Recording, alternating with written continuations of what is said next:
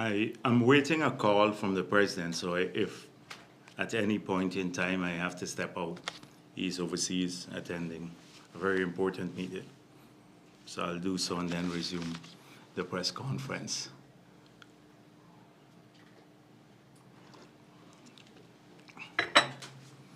Thank you for attending this press conference. I shifted the venue for the press conference because the issues I have to deal with today are mainly of a governmental nature. So I just thought that it's appropriate that I should address them here. The biggest issue in the news today and for the past several days has been the sanction by the Department of Treasury Office of Foreign Assets Control, OFAC, on a number of individuals in Guyana. Since that statement was issued by the US government, the government of Guyana immediately responded by asking the May Thomas, the permanent secretary of the Ministry of Labor, to proceed on leave. And we indicated to the US government that we'll be seeking information to aid local investigation and possibly prosecution or the collection of the evaded taxes. So we responded immediately, and I'll tell you what has happened since then. Because in some circles, and I see it reflected in the media, there is a view that the government is silent on this matter. But a government can't work like a social media commentator. It has to be deliberate, serious, and it has to work in a framework, particularly in this case where the action against the identified individuals will depend largely on the evidence that we had received from the United States of America. So let me make it very clear, since the opposition media has been very schizophrenic. One group of them are saying that we are protecting the Mohammeds, and another group has indicated that we are witch hunting the Mohammeds. So we are neither protecting the Mohammeds, nor are we witch hunting the Mohammeds. We have made it clear from the very beginning that people who break the law will face the consequences. And therefore, if the Mohammeds break the law, they will face the consequences. But they have, as Guyanese citizens, a right to due process too, like any other citizen. And therefore, we're not going to be engaged in all of these social media posts responding to them, because I believe there are some people who are hired guns to create confusion, and some are doing it for political purposes. We intend to fully investigate this matter. We intend to prosecute those who break the law. We will work in full partnership with the US government. We value that partnership. Since this government has taken office, we've strengthened our partnership in the defense sector, in the law enforcement sector, in the drug fighting, the narcotics fighting sector. Even now, this week, we have a visit from the United States, a senior official from the US, to talk about strengthening some of these bodies. So we have had a good track record on this issue. The AC is off? They should turn it on, yeah. Or else. You just got to turn it down. Yes, It's the 22. yeah. But just turn it on, yeah. The 16, go down.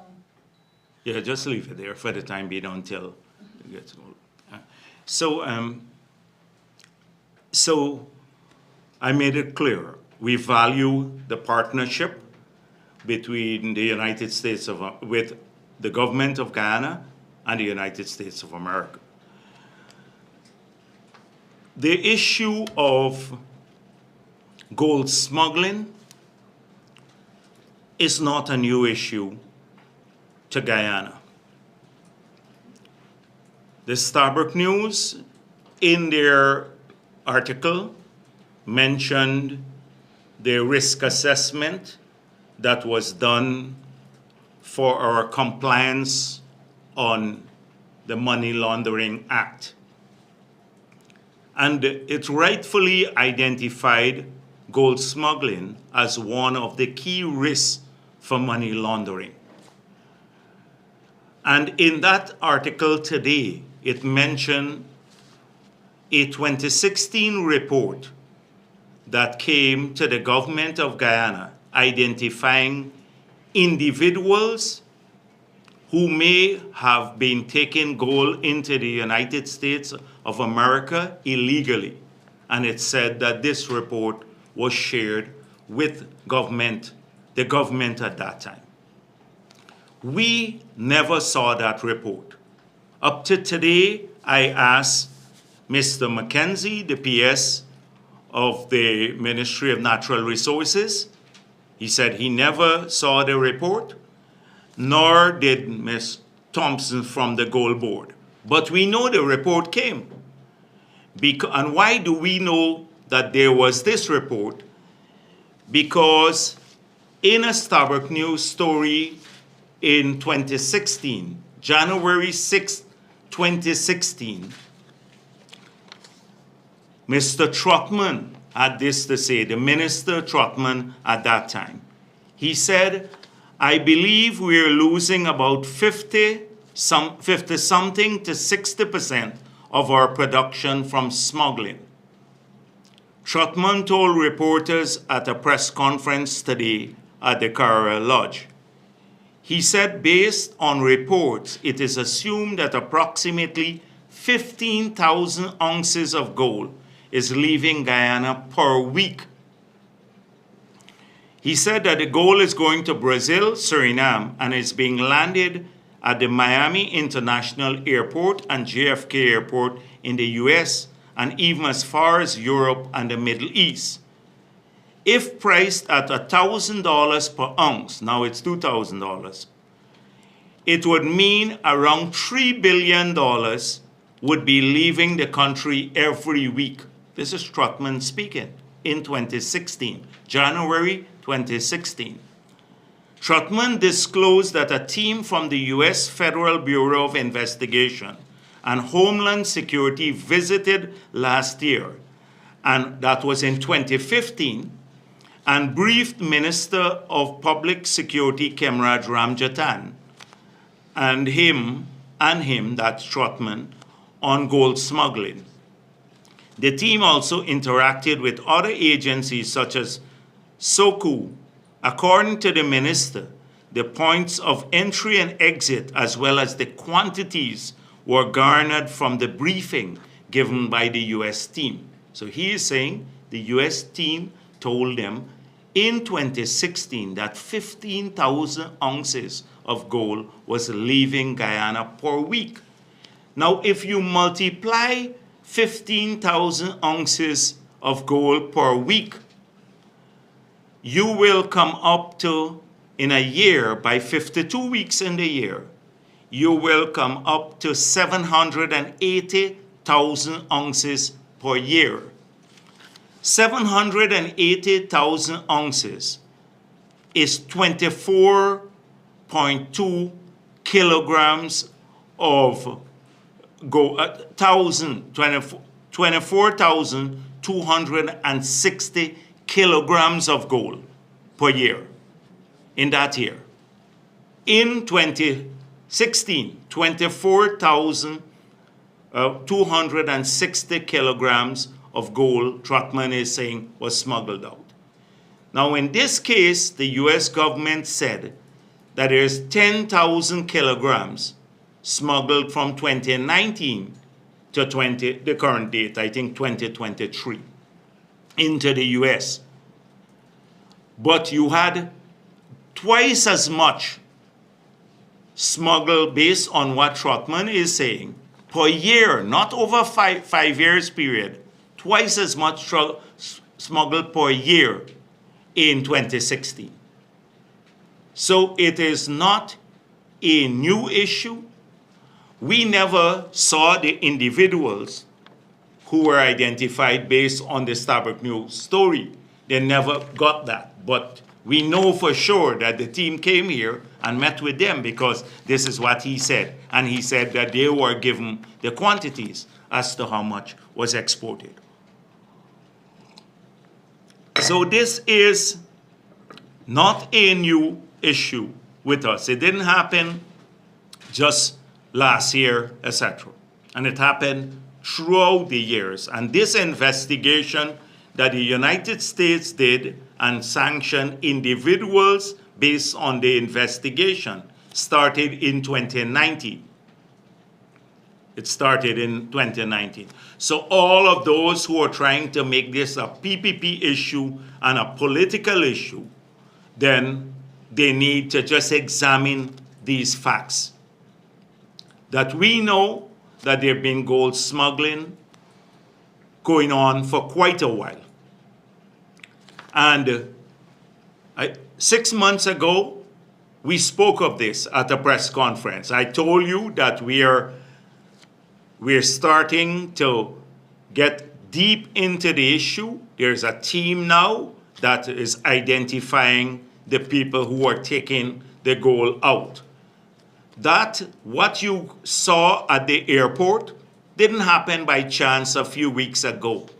And we're getting around how the gold is going now, because nobody even thought that a chain going out, that, a huge chain made from, that looks like silver, is actually gold.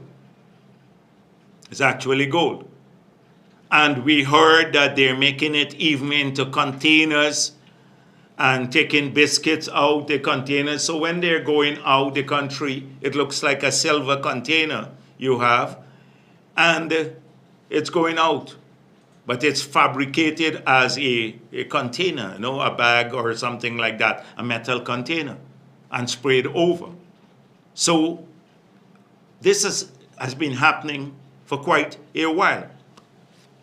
Now, when the Reuters article came out last year, the Reuters article said that the Mohammeds were being investigated for gold smuggling, money laundering, and drug trafficking. At that time, the president was asked, and we were asked, whether we are aware of this. And we said, no, we are not formally notified at that time that there was any investigation. There was no formal notification. From then, even to now, until the sanctions were done, there was no formal notification. We said, if there is a formal notification, we will act on it. But the US has to formally notify us that this is happening.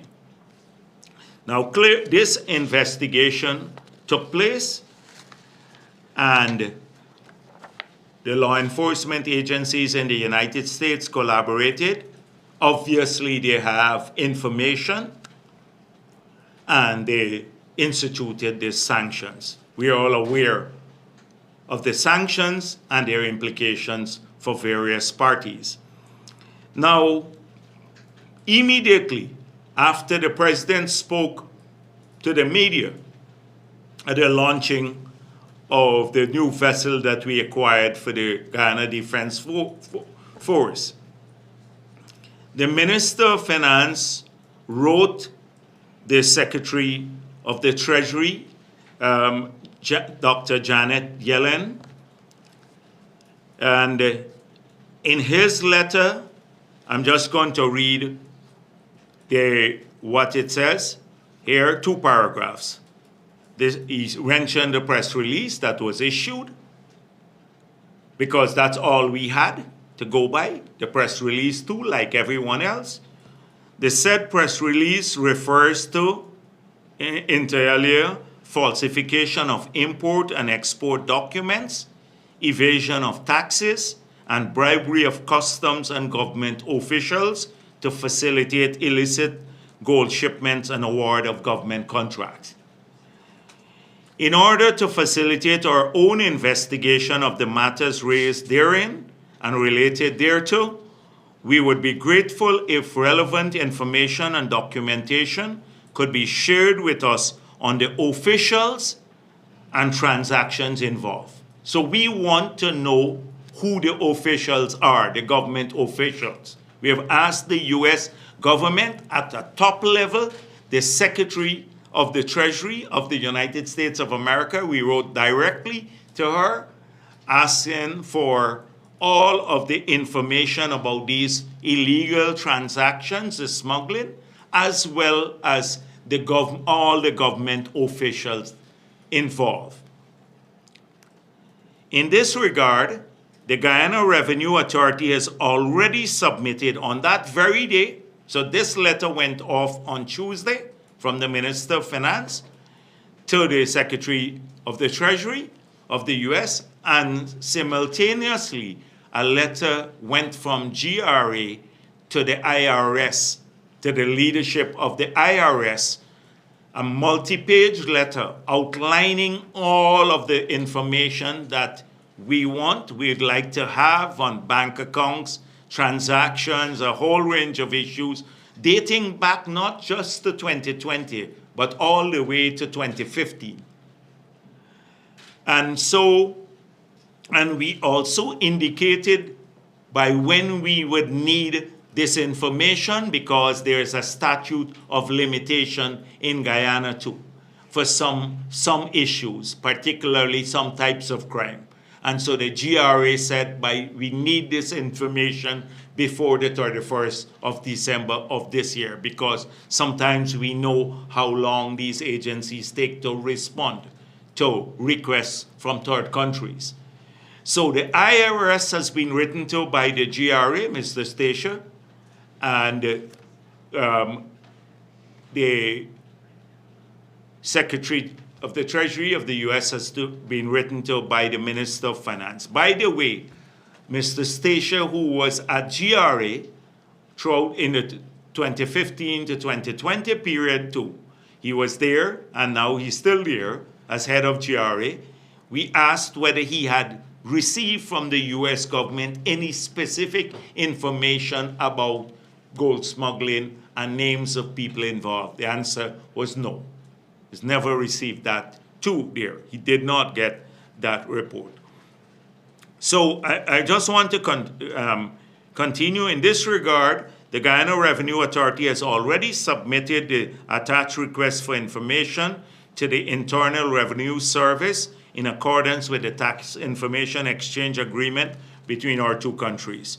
Any additional relevant details beyond the scope of the said request would also be much appreciated.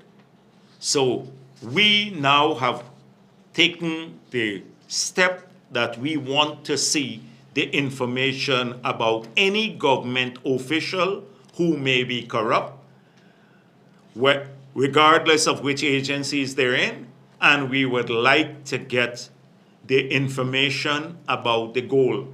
Because if this gold has been entering since 2019 and declared here in the United States of America, and it's about 10,000 kilograms, they said. Was this seized? And if it was seized, why were we not notified in the last 5 years when they were seizing this? Or is this information that they got from third parties? We'd like to find out more so we can reconcile this. Now, since last year, we've asked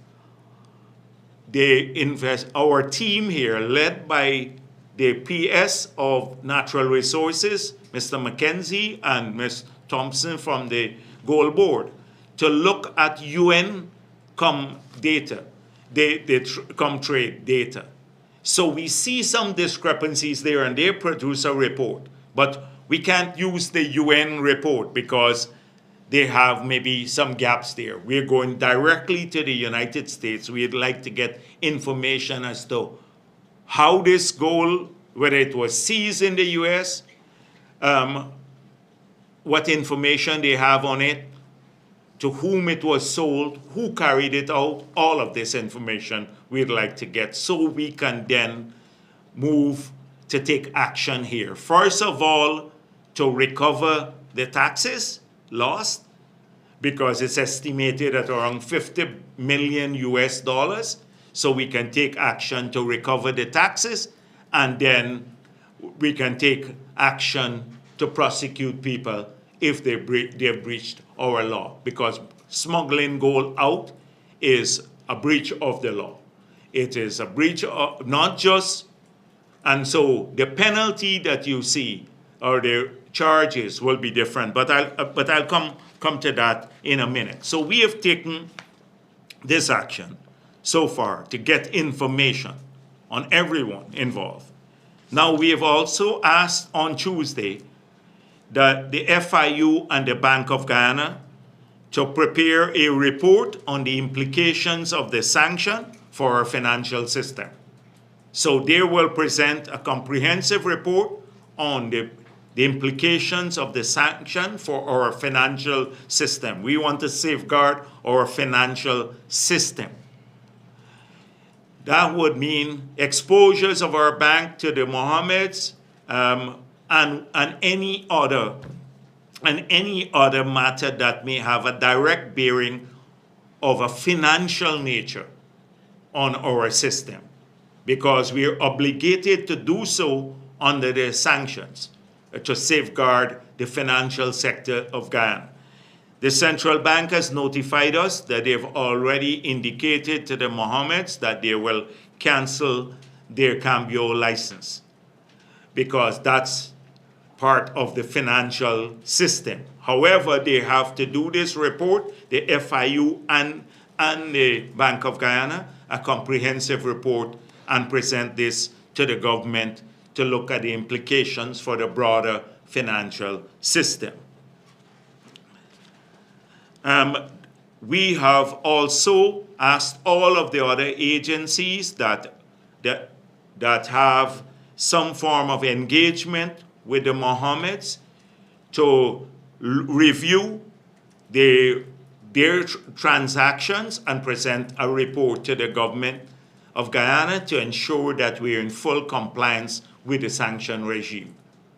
Because we don't want to expose our country to problems because of these sanctions and non-compliance with these sanctions. We don't want to expose government entities to the potential sanctions.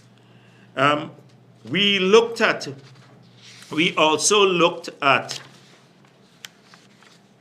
the government contracts, because that was another issue about in the US report or the press release. It said that they were bribing officials to get contracts. So I asked the National Procurement and Tender Administration Board, MPTAB, to tell us how many contracts the Mohammeds had since 2020. I don't know before, but since 2020. They said there are 2 contracts that they had. One was for the one lot in the Lusignan prison, and then the second was for the fire headquarters, in Georgetown here, fire service headquarters. So we asked to look at the whether these were public bids. Both of them were public tenders. They were not selective tenders, they were public tenders. In the first case, you had 2 engineers and one from the GDF, Agriculture, and then another person evaluating the bid for the Lusignan tender. In the Lusignan tender, the Mohammeds were the lowest responsive bidder for 3 lots based on the evaluation report, all 3 lots. They were the lowest responsive bidder, but the evaluation committee only recommended 1 lot, and they only got 1 lot. They did not get all 3 lots, although they were the lowest responsive bidder for all 3 lots. So that is clear, and that was for $370 million. And then the second project was the fire service headquarters. Again, the 3 engineers from Finance, Agriculture, and GDF, they evaluated this bid. That was an open tender, and they were the lowest of the evaluated tender, the responsive bidder. And it was awarded at $614 million. I'm told that both contracts have been completed. Both contracts have been completed. So combined, the 2 contracts are, since 2020, 984 million Ghana dollars, which is just under 5 million US dollars. Now you know that you have single contracts that are bigger than that. One of the pump stations could be bigger than this contract here. I'm not saying a critic contract, these 2 contracts, but these were the only 2 contracts that the MPTAB said to me that the Mohammeds got in the 4 years on the PPP. So we are very interested in also getting information, because that was one of the issues in the press release, which says that they were bribing officials to get contracts. But there are only 2 contracts that the Mohammeds have here. Now, this morning, I went through with the head of the Gold Board and their staff, and also the Ministry of Natural Resources, the process through which you export gold. So they said there are 6 dealers there who have received a license to store, basically to buy whole export gold and to have a separate account. So I just want to take you through the legal process, and then the smuggling is illegal, so that doesn't come through this process. To show you what happens in the legal process for exporting gold, because many people think we don't have a system. So you, first of all, if you're one of these dealers and you want to export your gold, you have to pay your royalties and taxes, first of all, on the gold that you plan to export. Then you make an application to the Guyana Gold Board, the Ministry of Tourism, Industry, and I don't know, Tourism, Industry, and Commerce, and also the GRA for the export license. The Gold Board then verifies that you have paid the taxes, and then sends a letter saying the taxes, they have no objection to your export, and they then send this to the GRA and to the ministry. But once they have verified the taxes have been paid, the royalties, etc. Then they set a date for the sealing of the gold. So they go to the premise of the exporter, the customs is there, the Gold Board is there, and They then weigh the gold. This is what they said to me. And they affix a seal. Customs affixes their seal, and the gold board affixes their seal. I asked the head of the gold board, Ms. Thompson, could the seal be sold? Could someone steal the seal and sell it away? She said it's a rigid audit, and the same thing the GRA said to me, that we have a rigid audit and it's numbered sequentially. So they seal this in the presence of everyone, and then they have one company that transports the gold to the airport. It's some amalgamated security that transports for all of the dealers. They standardize that. And the gold board then issues another letter specifying the after the seal to use for the export papers. They issued another letter certifying the quantities. They then take it to the airport. Customs is there. The airlines weigh the gold again for cargo purposes to see that it coincides with what is on the weight on the sealed shipment, and then it gets exported. So on this document that they make application for, they have to specify quantity and destination. Quantity and destination of the gold. That's two basic requirements. So that is how the legal process goes. It's a multi-agency arrangement.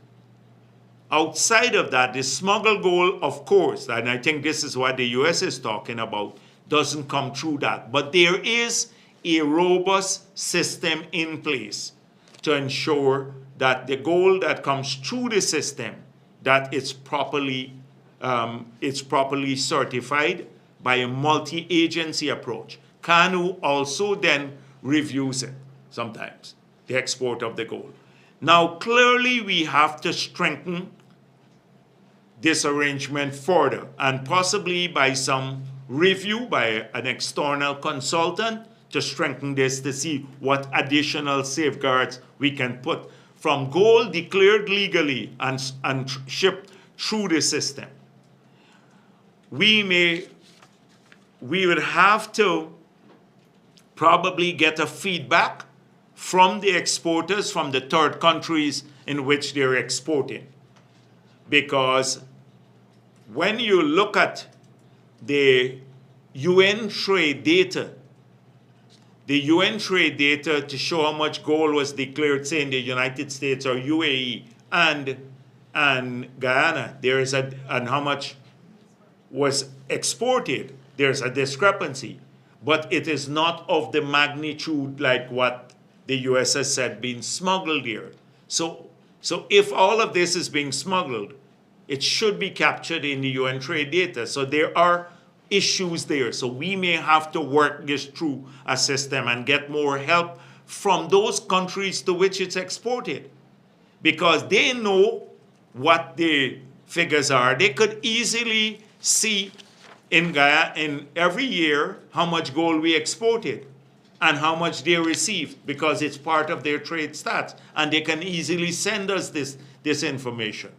So we'd have to strengthen cooperation, but we have now received that from many countries, even when we have requested this. So clearly we have to strengthen the system. How do we deter smuggled gold now? Because I'm talking a lot about the ones that exported legally. Smuggled gold now, they don't come through any system. They try to avoid the taxes, which is the royalty payment and the 5% final tax, the corporate tax. And it could be used for money laundering purposes. So we'd have to get help from the receiving countries, as I said before. But we also have to strengthen the system of penalties. not against small people, but against these big exporters. And what do I mean like now? So you saw like the three individuals who were caught at the airport. They got charged under the Gold Board Act, and the penalty is small there. But I'm told they're also going to be charged under the Money Laundering Act. That is, additional charges are coming. So it's not just one end. We need to strengthen the charges and the penalties for illegal export of gold by these large, or smuggling of gold abroad by these large smugglers. Secondly, we need to strengthen financial penalties. So in customs, if you evade taxes and you smuggle goods in, and you have undeclared goods, you have to pay a fine of triple the duty paid value. So, like in this case now, the 7%, it's estimated that the 50 million we lost is 7% of the total value of the gold, because that is the royalty and tax rates amount to 7% of the value of the goods. If you had to pay triple the duty paid value or triple the value on that, you probably have to pay a penalty of 25% of the value of the gold. Something of that nature. So we may want to take what we do at customs now and introduce it here for the evasion of gold. So there is massive, not just you pay the foregone taxes, but you also have to pay for the additional, you have to pay a huge penalty, which is in multiples of the evaded taxes. So if you get caught, there's a big risk. First of all, you get charged under an act that has severe penalties. Secondly, there's a big financial risk because you have massive fines. And thirdly, we may have to start exploring what we did under the laws dealing with money laundering or drug trafficking, forfeiture of assets arising from illegal proceeds. So we intend to strengthen this to tackle also smuggling, to get more risk to the smugglers, more risk. Because if they believe they can smuggle and all they would encounter is a penalty, I may have to just pay the taxes if I get caught, which I would have had to pay in any case, or I just get charged under the Gold Board Act for smuggling, and that's a tiny penalty and a monetary penalty, then there is no deterrence. There's no deterrence to them doing this. So we have to do this sort of thing because it's been going on for a while. And I think with all the internal investigations and incentivizing people to comply, we have done all sorts of incentives. We have lowered the taxes so that they can have better environment, but still no compliance, because the rewards of smuggling seem to be greater. The foregone tax revenue seems to be a big incentive. We have to take away that incentive now by putting a regime of penalties and sanctions if you get caught smuggling the large quantity of gold. I'm not talking about the guy who's going out and got a small pen, like a little band or a bangle on their wrist, a tiny thing like that. Not that group I'm talking about. I'm talking because once they declare, that's fine too. I'm talking about these smugglers who have been smuggling at this magnitude. So we're looking to address this matter fully. We'll do so in cooperation with the United States of America. We've already requested their help, and we hope that help is forthcoming very early so we can then have details so we can take steps to address these matters. That's the first issue. Then, as you know, as I said before, any official of the government who's been involved in any act that is inimical to the interests of the government of Guyana or the state of Guyana and been engaged in any corrupt act, they will face the penalties. There will be no protection.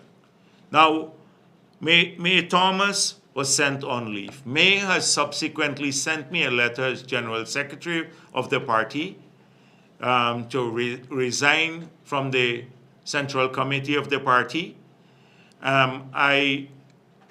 She has indicated she did not want to bring the party into disrepute. She worked hard in the party, very hard. She's a hard worker in the party, as many of you know her. And she said, I'm available for any, I maintain my innocence and I'm available for any investigation. Any investigation. So, this is a hard thing because she's a tough, like those of people who know her in the party know how hard she worked through the tough APNU times, etc. And so this is, I'm sad that she actually did that and she is caught with this, but we have to deal with it at the national level.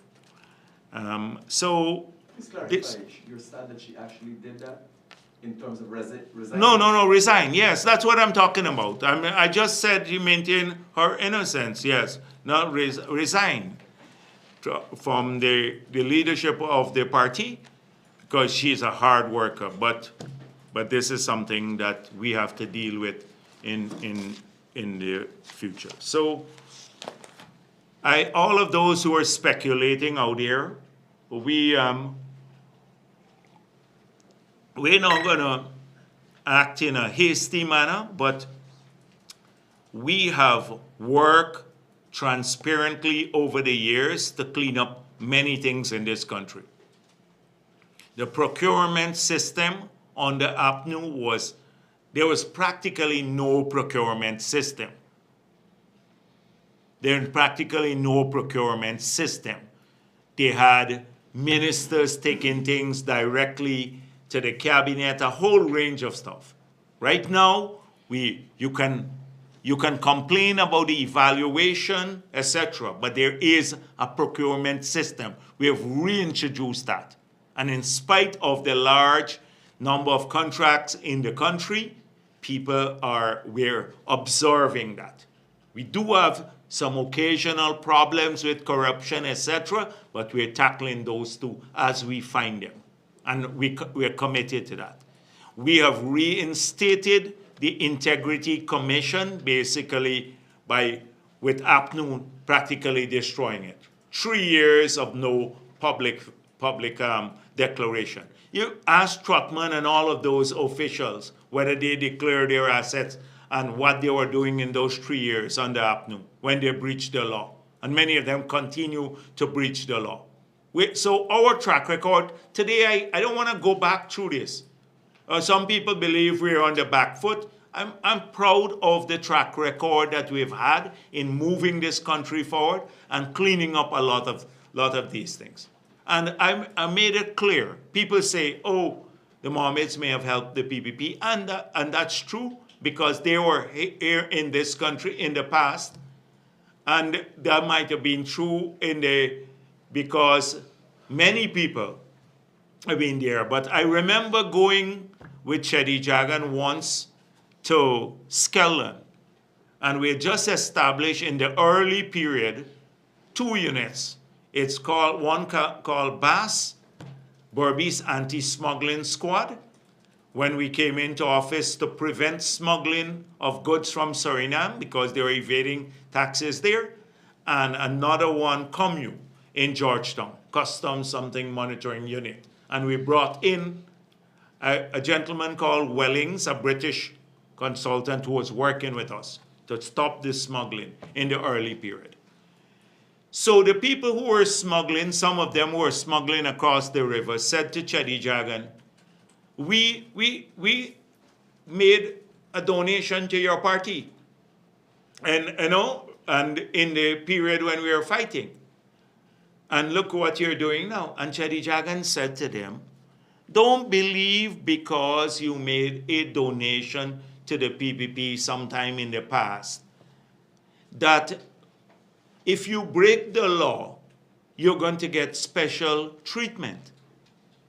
There was no quid pro quo when you made the donation. We didn't solicit the donation. If you gave a donation sometime in the past, and I'm sure the Marmits probably gave a donation to APNU and to everyone else, AFC and all of that.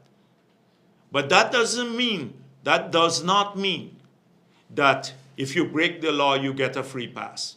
And that's the principle. There was no quid pro quo that I'm giving you this so I can break the law. We're not tolerant of that. So I remember that. I sat with Chedi Jagan. There I was in the finance, I think junior minister, or I don't think I was even minister. Yes, maybe it was in the 90s. And at Skeldon, their state house there. And we had this big meeting. And very loud. And people were saying, oh, they're blocking the goods coming from Suriname and stuff. And that was the purpose, the Berbice Anti-Smuggling Squad. So I've seen a lot of things going out here, all these speculations and all sorts of things. The People's Progressive Party has some principles, and we intend to abide by those principles. But at the same time, we're now witch hunting the Mohammeds. And this didn't start this investigation because, as Rudin Mohammed is posting on Facebook, this started in 2019, that the US is saying, 2019. And for those who are saying, oh, it's a PVP phenomenon, it started a long time before the US investigation, as they made clear. So this has nothing to do with that. We know witch hunting, and as Guyanese citizens, they have a right to challenge these issues in the court. They have a right to write the U.S. and under the same OFAC to request to come off the list and to present an alternate set of facts if they have those. If they have those, they're as Guyanese citizens. But so we neither start or end from where I started. We're neither witch hunting them, nor are we protecting anyone. And let me move on to some other issues.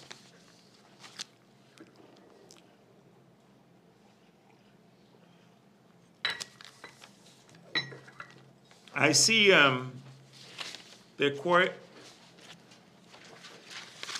maybe I should come to some policy. So on the teachers' matter, I've seen since my last press conference, I spoke of what the government is exploring to improve the education system so that our children have a better learning environment and higher and better levels of tuition. So we have an obligation to do that as the government of Guyana. We're not going to be apologetic to anyone, an editorial in the Kaichor News or Roysdale Ford about this. We have a duty to do that. We reflect that duty to our children by increasing the budget from $54 billion when we got into office to $135 billion this year. The biggest increase ever in our entire history by multiples. And that you can verify that. That's verifiable. It's verifiable. You don't have to take my word for it. And it deals with every single thing. It deals with scholarships. It deals with tertiary education. But the bulk of it is going to primary education, improvement of learning environment, as well as higher pay for our teachers, more training for our teachers. We're proud of that because no other party has done that. We're proud of that. So we don't have to be apologetic.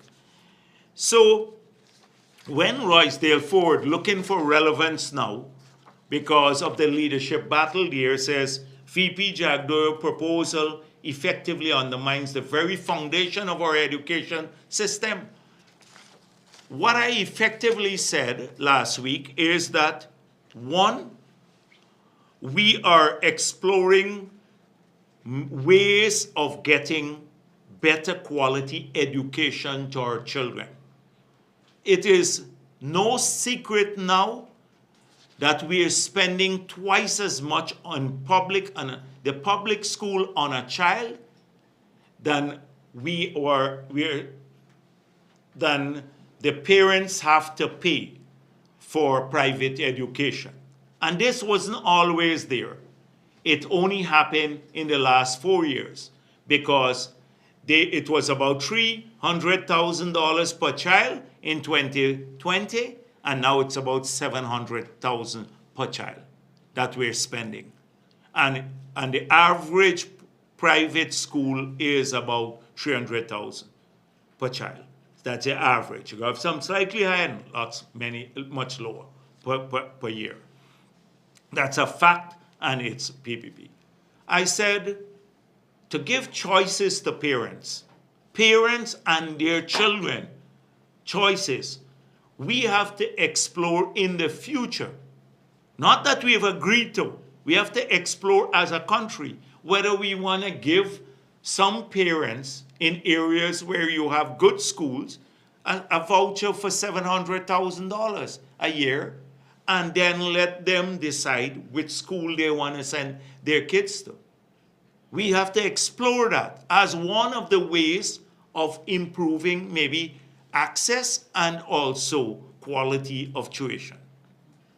I also argued that we have to get public education up to the same level of tuition as private. So that's one method I said. And then I said maybe for areas that it's difficult for people to go to school, to give people another option to an e-school model versus physically going to school. But just as an option, so they choose themselves, the parents. It means they can make choices for their children about where to go. So Starbuck News put, it's not e-school, it's e-learning, electronic learning. No, it's e-school, which is different than electronic learning in their editorial. Electronic learning is, you could do one subject there. E-learning, you could use part of the curriculum there. I'm talking about the e-school where the full curriculum is done purely online. Purely online. The concept, maybe they didn't encounter it before, so they thought I had it wrong. I'm talking about e-learning rather than e-school. I was saying that choices to parents. What's wrong with us exploring as a government, giving you, the parents of this country, more choices for your children? And I said we're exploring it. Not that we've agreed to do this. We're just doing this. We have to think all the time about how to improve things for our children. Not to sit like dodos every day. That could happen in APNU, not in this government. Secondly, I said we're going to train, give more opportunities to our teachers for training. We already trained over 2,000 at Cyril Potter College in the period we've been in office, and we have 4,000 more on Gold Scholarship. This is 6,000 of 14,000 teachers. So I said we would fund the training because we want better quality teachers in the classroom, but we will pay for that improvement. What's wrong with that? What's wrong with that? What's wrong with saying also that once we give you better quality education and we improve the salaries at the upper end too, we intend to hold people more accountable. So you get more money and you also are trained by the state paid for fully by the state. But what's wrong with holding teachers accountable for performance? We would want to hold, the parents would want that to happen. So they blame me, they said it's a failure of the government because about 4,000 of 14,000 people don't show up, only 70% on a daily basis in school show up to the classroom. So that's precisely why I said we have to hold the head teachers more accountable for management of the school. You have cases where half of the staff, the headmaster, the headmistress, send out during the day. They're on some training course, etc. The children sitting in the classroom waiting. Is it fair to the children? We have to hold the administrators of the education who are being paid by the state more accountable. What's wrong with that? With a state exploring that? So what's wrong with us if we now reduce the GTU sign an agreement with the government in APNU to have 25 kids on average in the classroom per teacher. We have now gone down to 12.8 kids in the classroom. But Nigel usually make a noise about no 0.8 of a child, you know. But that's the ratio, teachers to student ratio. Half of that in the classroom. If we're doing that, shouldn't we hold people more accountable? You have smaller classrooms too. So what's wrong with all of these things? That's what I said last week. How does that undermine collective bargaining? Oh, I'm undermining collective bargaining. We have to constantly be thinking about these things. We're doing it in the health sector too. Right now we have somebody who did a manpower survey of all the skills we need in the 12 new hospitals, and we've started now recruiting and training people. Because when those hospitals start coming online by the end of this year and early next year, at least 6 or 8 of them will come online, then we have to have people. We're planning for that now. We're planning on management. So constantly this is there. I saw this happening. So this is not undermining collective bargaining. It's called thinking. Thinking. It's just a basic thing like that. That's an alien concept to Roysdale Ford, it seems. And the Starbuck News picked it up because I think they want to give him a little boost in his battle with Norton. But it is nonsense. He's just trying to make an issue out of nothing. And then Gulsaran weighed in a vacuous article. And he said, oh, the teachers, the decision on the teachers. So defending whether it's legal or illegal. And then saying, my point is, legal or illegal strike. That's not the issue. If fine, the strike was legal. Fine, the strike was legal. But even if it's legal, you cannot say that people will get paid for no work. No matter how you twist and turn the words freedom and right under the Constitution. It's not freedom and right for one party. My money is my property and defined by law, the Constitution. If I have to part with my money, then I have to receive a corresponding benefit. I buy goods or I buy a service. You're telling me I have to part with my money, which is property protected by the Constitution, and I'm not getting no service because you're not working. So I have to pay you because somewhere in the Constitution, a judge interprets this as a right. Interprets the right or the freedom as meaning that they can deprive me of my property. Both parties have property. I have my labor and you have your money. And the exchange there takes place. And this is not government. I'm talking about private. You think about it. If you own a business now and you have people working for you and they come one day and say, you know, the judge ruled that I could get paid when I don't work. then you got to pay me. You're breaching my constitution. I sit down or I don't come to work. I got to get paid. How would you feel? That's depriving another person of their property. That's what Goldstone and all the others, they miss. They miss. And which government could support that? Even if it's APNU was in power. Which government could support that? It would lead to collapse of this society, not just government, of this society in which you live.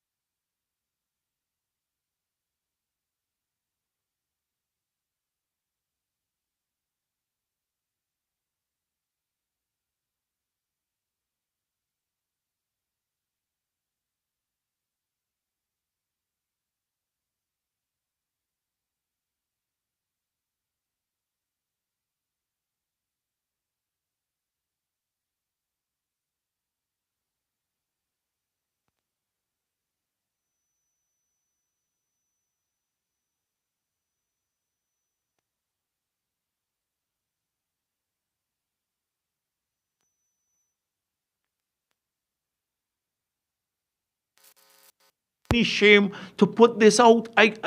I'm amazed. Don't they have an internal vetting machine? Like when people put out things in the party, once it got a party stamp on it, you gotta run it by me because I want to make sure that it's not stupid.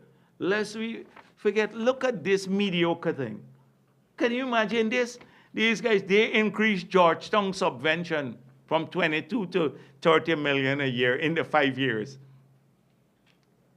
We're spending $5 billion on roads across the city now, roads alone, leaving out all the other things. I don't even want to do.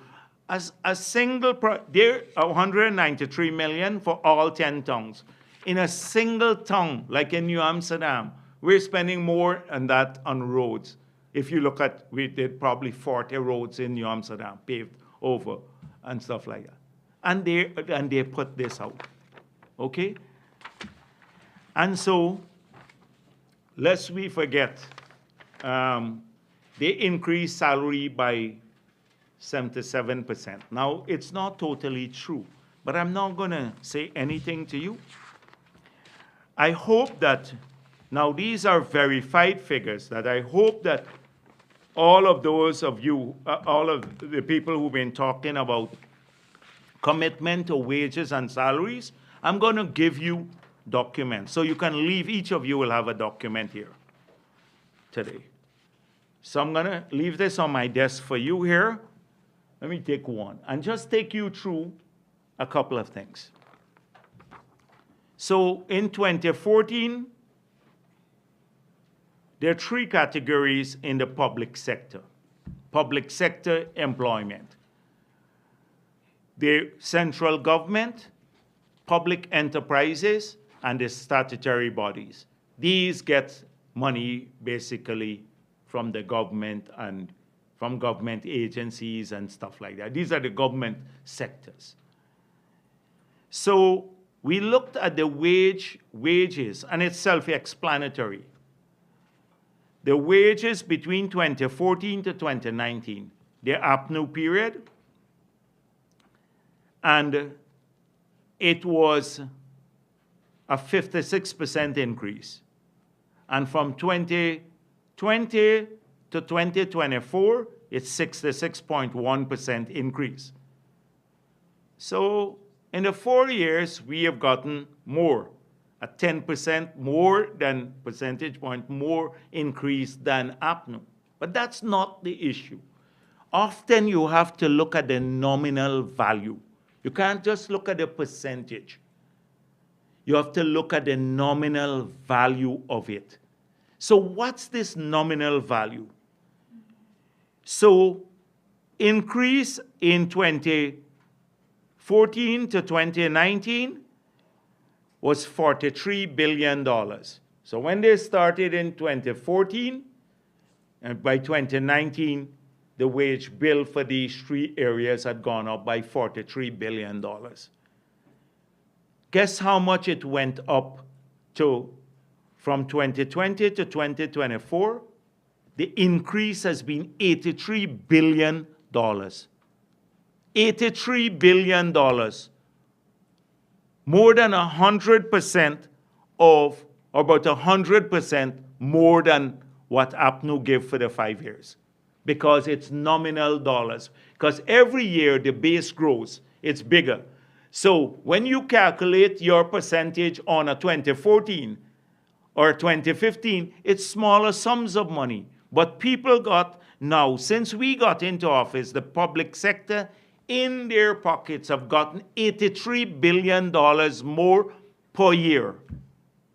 Per year, this is what it is. Per year, they're going to get $83 billion more per year. And I'm giving you this table so that I hope you publish it over and over again, and ask Norton when you go to the press conference, share this with him.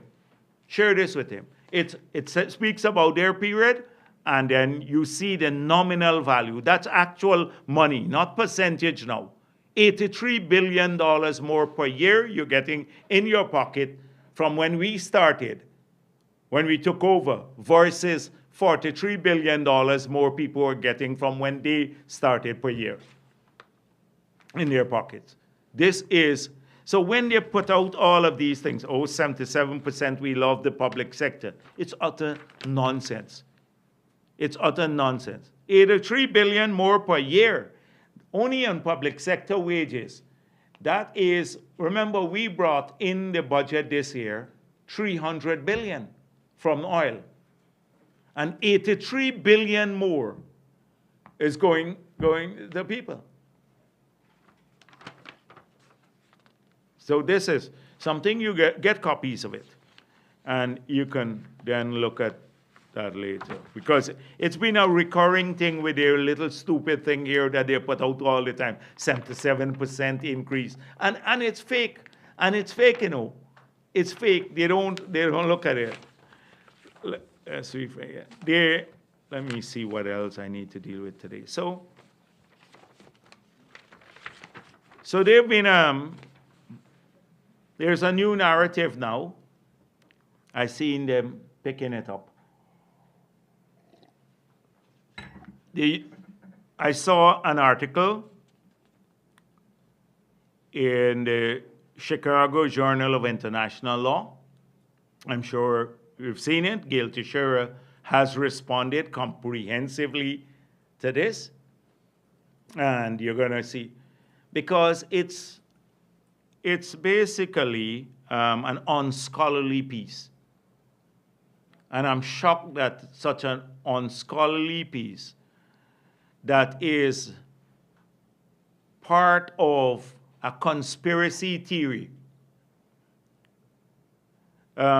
would enter and get published by a prestigious magazine or law report like the Chicago Journal of International Law. I'm shocked that this has happened. But I gather the person is also editor-in-chief.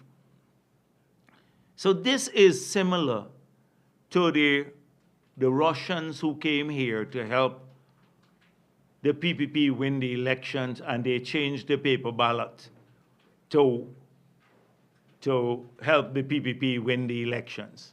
And what does this say? So the article is quite nice. Natekyo mati ai to see, right? U.S. involvement in the 2020 Guyanese elections. Well, I think the author takes mati ai for see this. That is exactly, and you know who is the Mati? Is APNU, right? They take their eyes to see this. She got some conspiracy theory from Ramjatan or Patterson. So they, that's a straight thing. And then she ran with it. A basic reading of anything, as read Gail Tisher, a basic reading of any report will show you that how nonsensical this piece is and unscholarly. And it gets published. But I think it's part of the whole mindset in which they're living. So I gather Benchcup was on another program. He brought, they told me some Bart Fisher. Now, Bart Fisher was the man who was helping them in the 5 months period, was hired by that group abroad, by APNU. And I think in spite of Benchcup trying to lure the guys, some Anderson and Bart Fisher, they're clever people. They were not getting involved in the local politics. The man said, whichever government, APNU or PNC or PPP, they have to work at cleaning up the gold smuggling system, and that's accurate.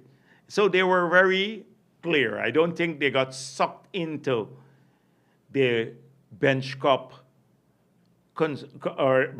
conspiracy theory. He tried very hard.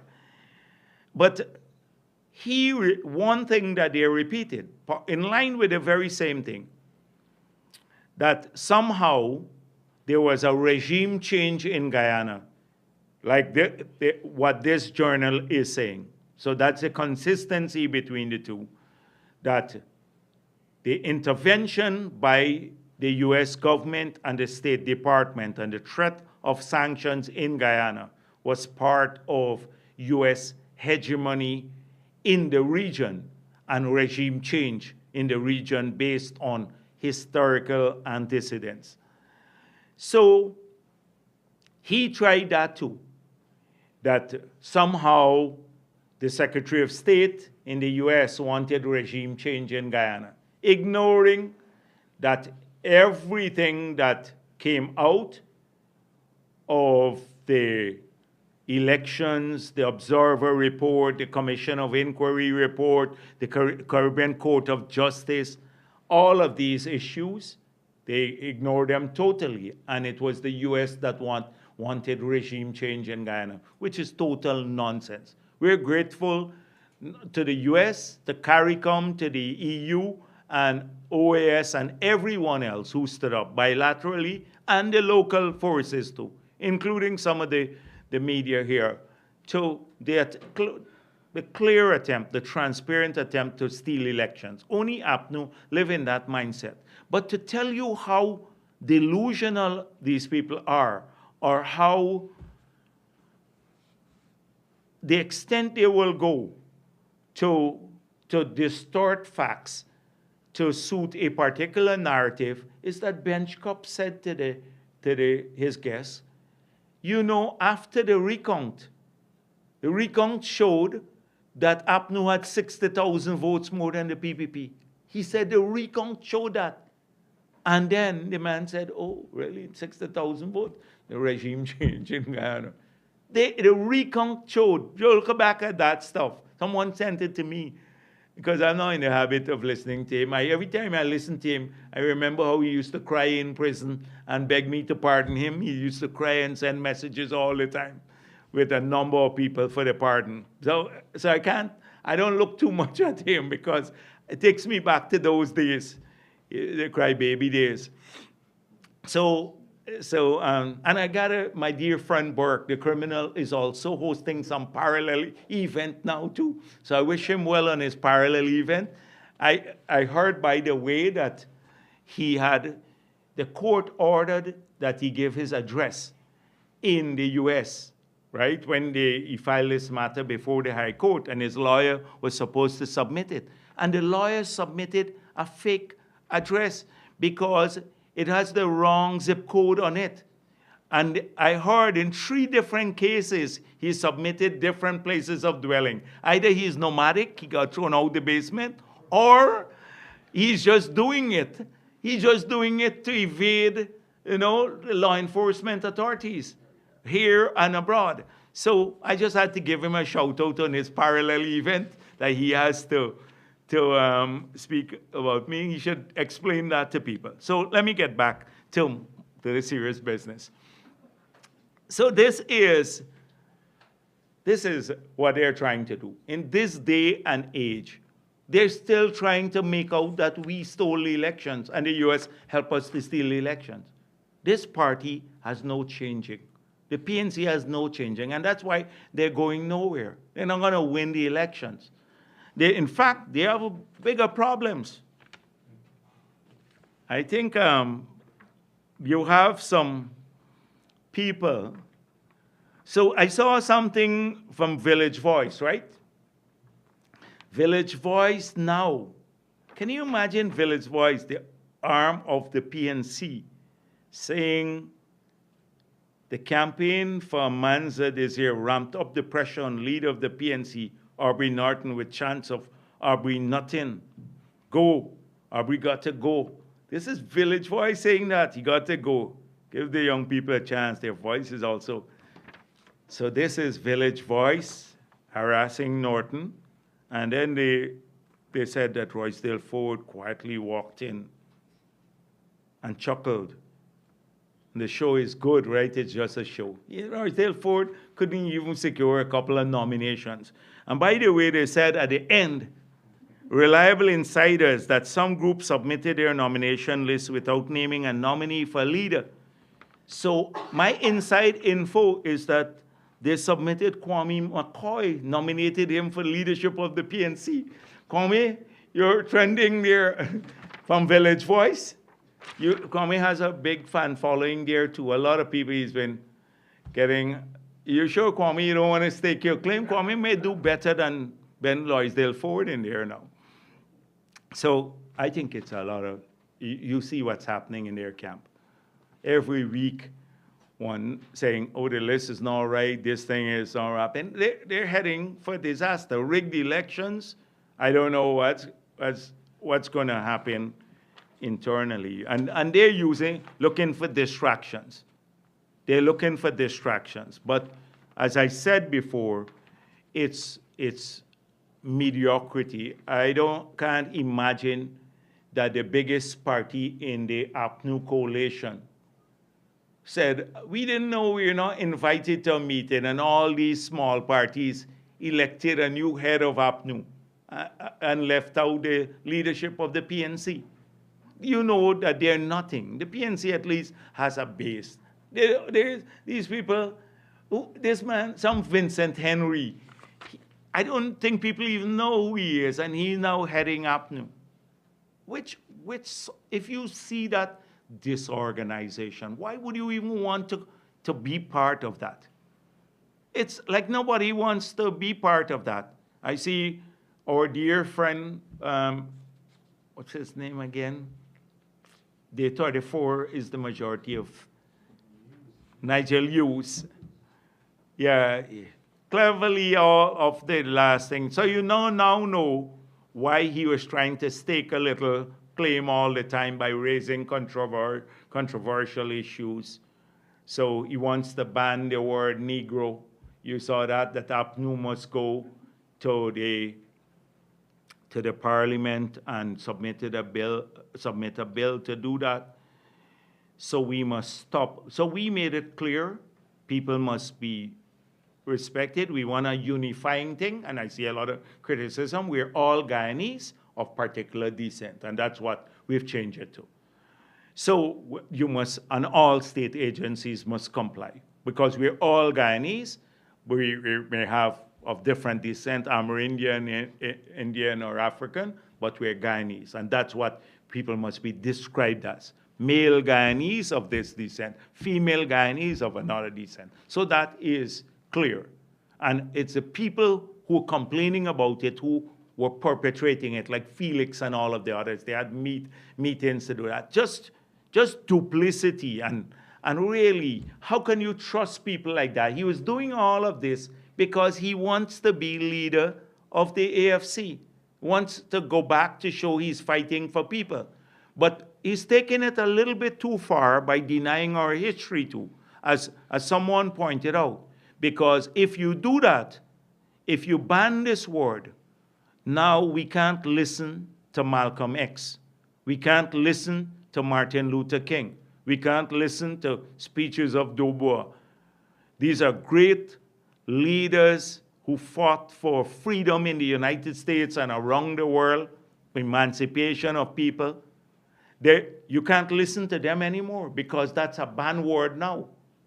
And they spoke extensively about this.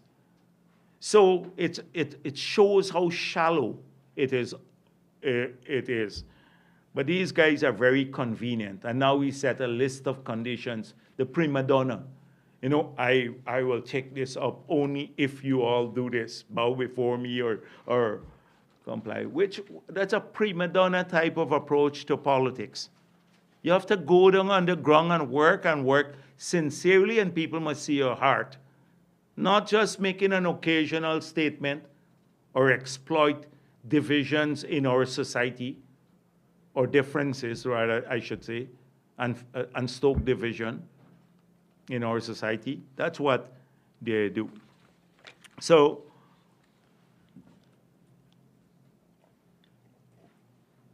I still wish them well for their Congress.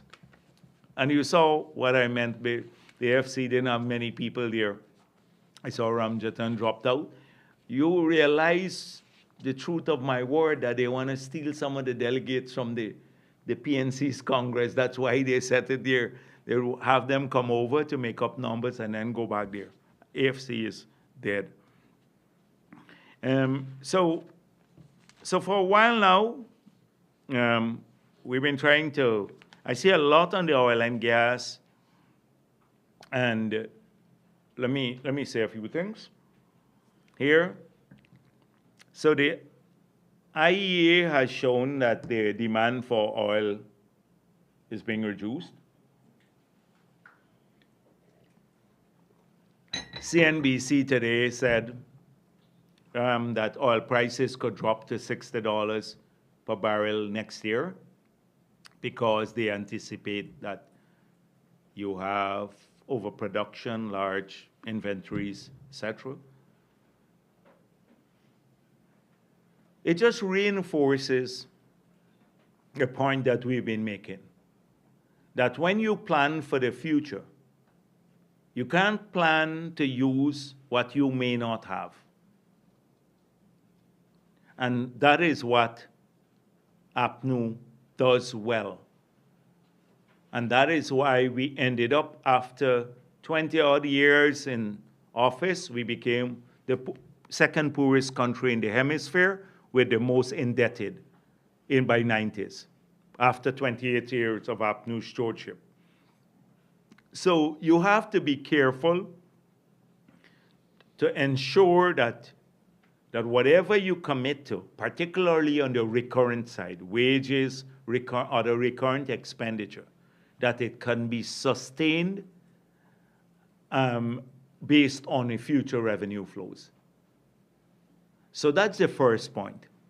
So I think when people see this, they should have cause to rethink what many are advocating. Secondly, if the fossil fuel will have an overproduction and basically a steep fall off in the future, as the IEA is predicting,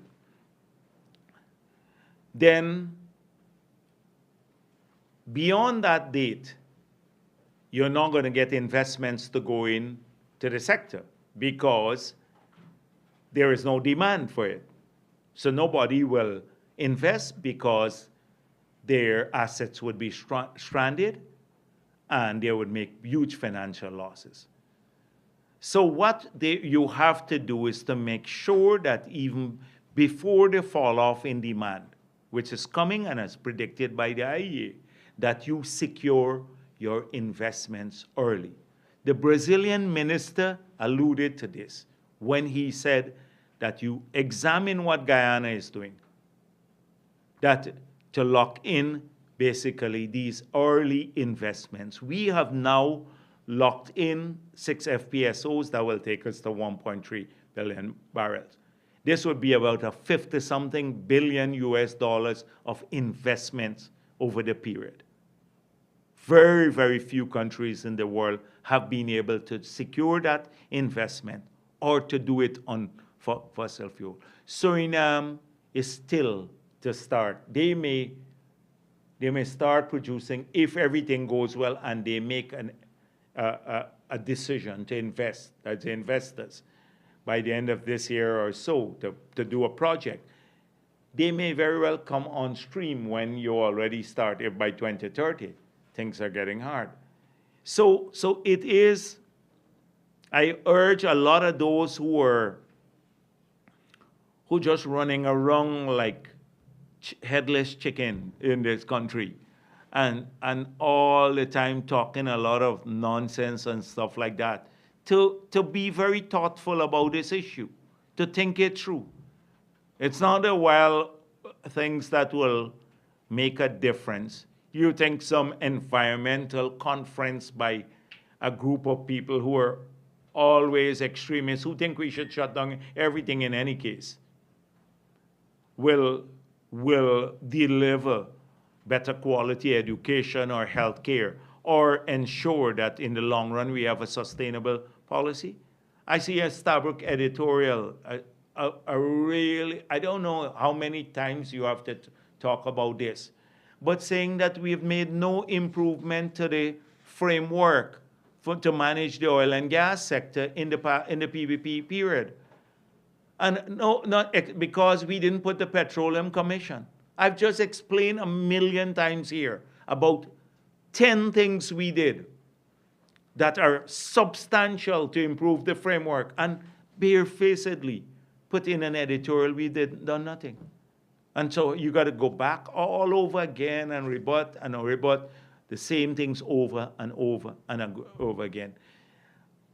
Glenlal, ring fencing. I see you want Norton to ring fence something. Norton better ring fence Congress Place before 28. But that's good advice to Norton, ring fencing there. But it's the same old worn thing. Now, the new conspiracy theory is that we didn't release the full audit report. That's the new thing. The audit report that we made public on the site, that we did not release the full audit report. Now, the full audit report was released. They said we redacted 40 pages out of the report. You can't redact it. Redact means you would have seen in it where the redaction took place. We didn't redact it. That's in the editorial.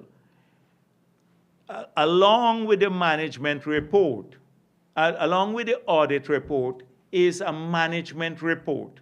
Now, the auditors have made it clear to us that Exxon must not see the management letter.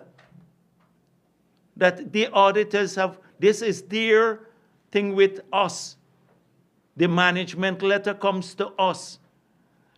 So we can't release that because the auditors they tell us, keep this away from ExxonMobil.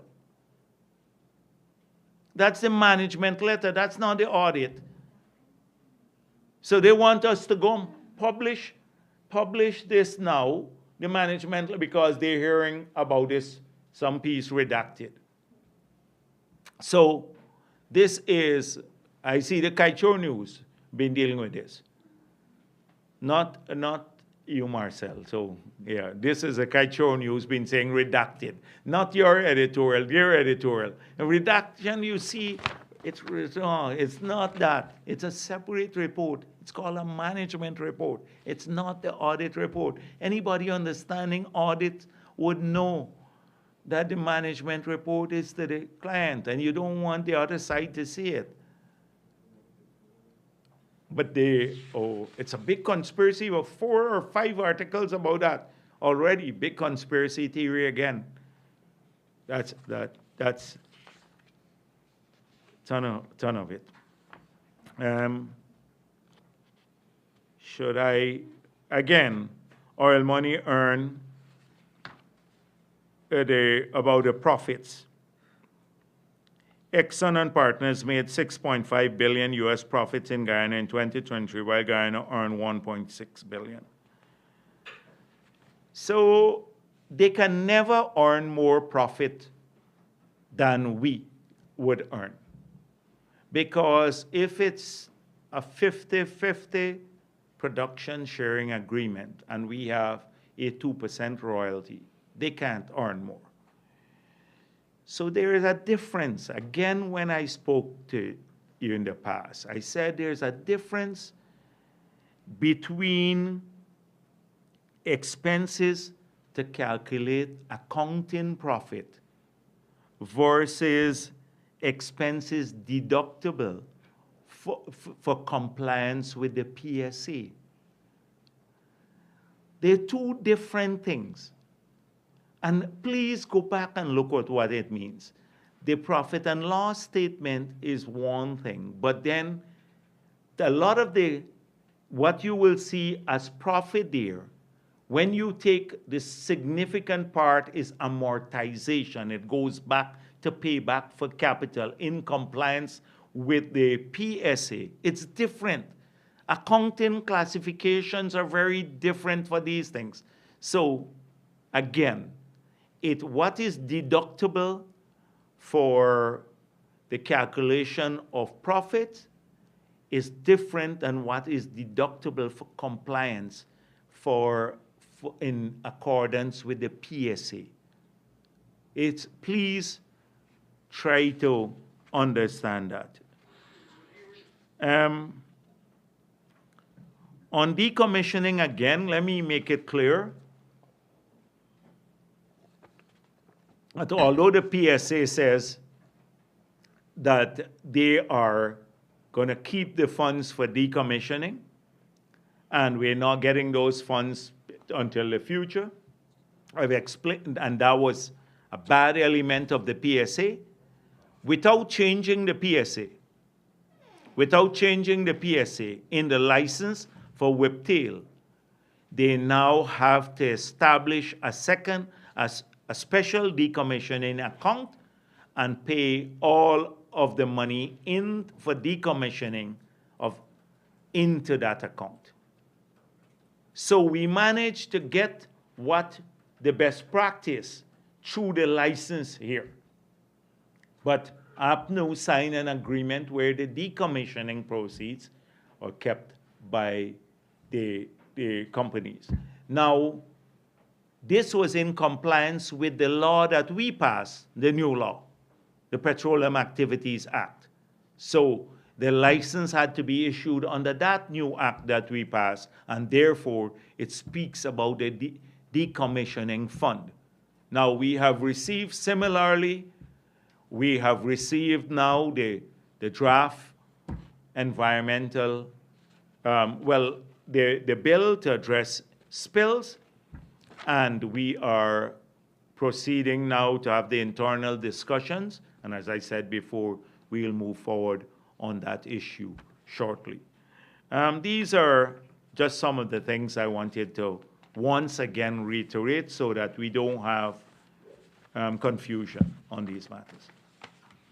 Right, thank you. When Dennis shows up, Dennis, you're there? You're sitting at the back. What are you sitting on the floor? You're hiding from me. I didn't even realize you're here. Good afternoon. Mr. Jagdeo, with respect to the Mohammeds issue, aren't you worried that the U.S. has left the government in the dark about the investigations into the Mohammeds dating back to several years? And, sir, will their gold trading license be revoked? And thirdly, in the High Court matter concerning the GTU, why it appears that the government is not considering the fact that it has not, for a very long time, acceded to the request for collective bargaining, hence the decision by the judge that the teachers should be paid for the time they were in strike? No. The teachers should be paid for the time they're on strike because of a particular interpretation of the Constitution. saying that the Constitution confers on them this right to receive pay for no work, because it's not freedom to strike, it's the right to strike. So it is not specific to the teachers' strike. There's a ruling on what our Constitution means. So any strike, any worker now, if that ruling stands, can go on strike and make the argument that we have a court ruling which says that we should be paid for the days we're striking, whether in the public sector or private sector. That's one. So that's why I said this has this issue. We don't agree with the judge that there was no collective bargaining. We believe that what do you call several meetings between 2020 to 2023, where the union submitted a list of about 40 issues to be addressed, and the ministry addressed 27 of them. How would that happen? Is that not bargaining? Is that not collective bargaining too? They said they had a difference over wages and salaries increase. And that was not what was discussed. Right, so there was a difference over that. And we said from the beginning, we are prepared to have a multi-year agreement from 2024 going forward. And they said no, they wanted it to go back to 2017, then 2019, and 2022. The ministry, and I should have said this, the ministry and the union has had some recent good engagements, exchange of letters, and I think we're moving forward. And hopefully we'll get back to the table. I've seen some serious progress being made recently. However, we disagree with the judge that there was no collective bargaining. We had a meeting when the union went on strike. They met on the 28th of January, I think, 2023, and had an agreement they will meet on every third Wednesday, I think, of every month.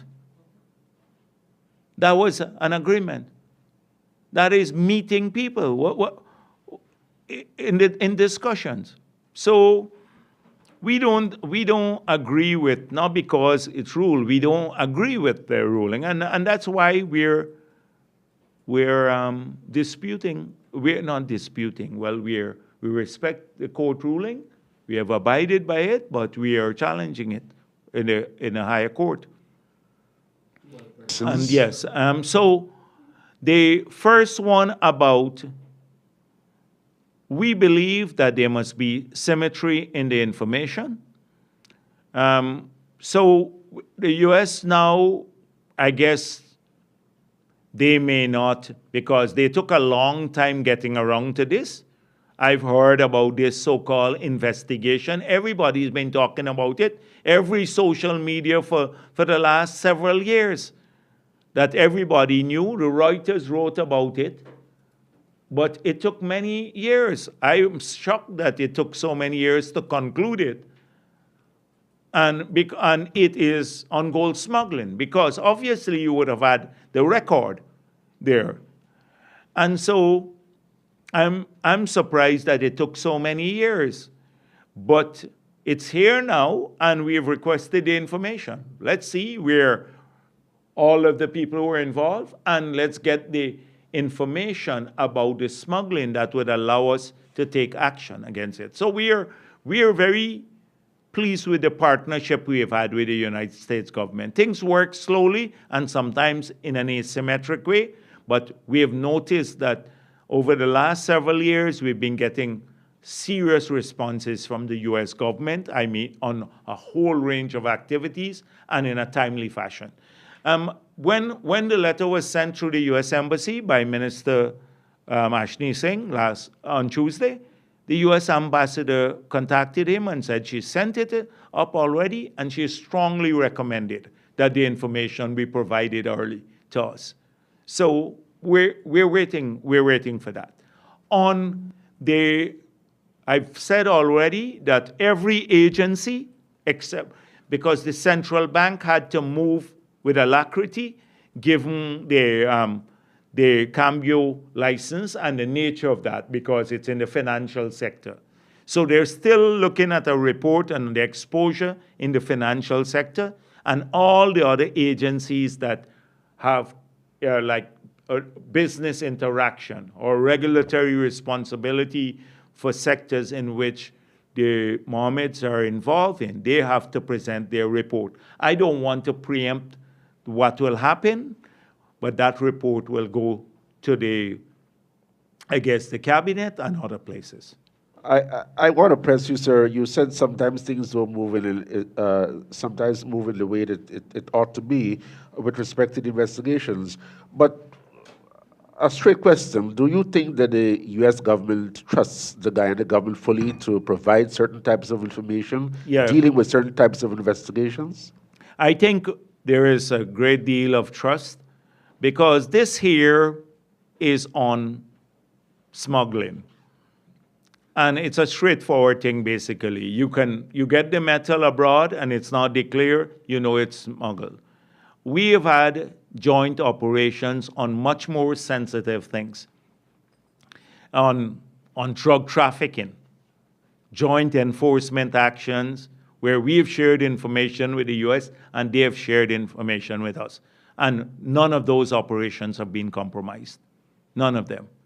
And so until now, as you've seen since 2016, this was a problem. You were here from the beginning?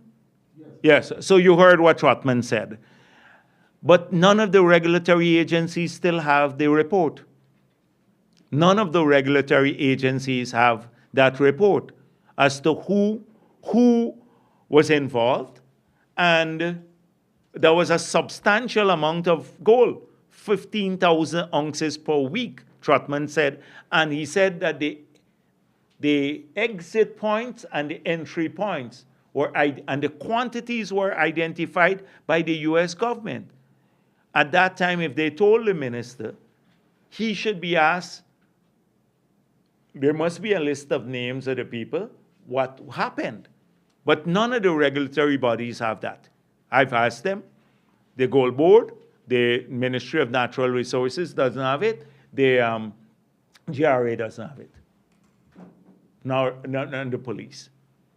So it's not something else. But we have had good intelligence sharing, and we have strong cooperation in the defense sector, and as well as fighting transnational crime, money laundering, and drug trafficking. Yes, Marcel.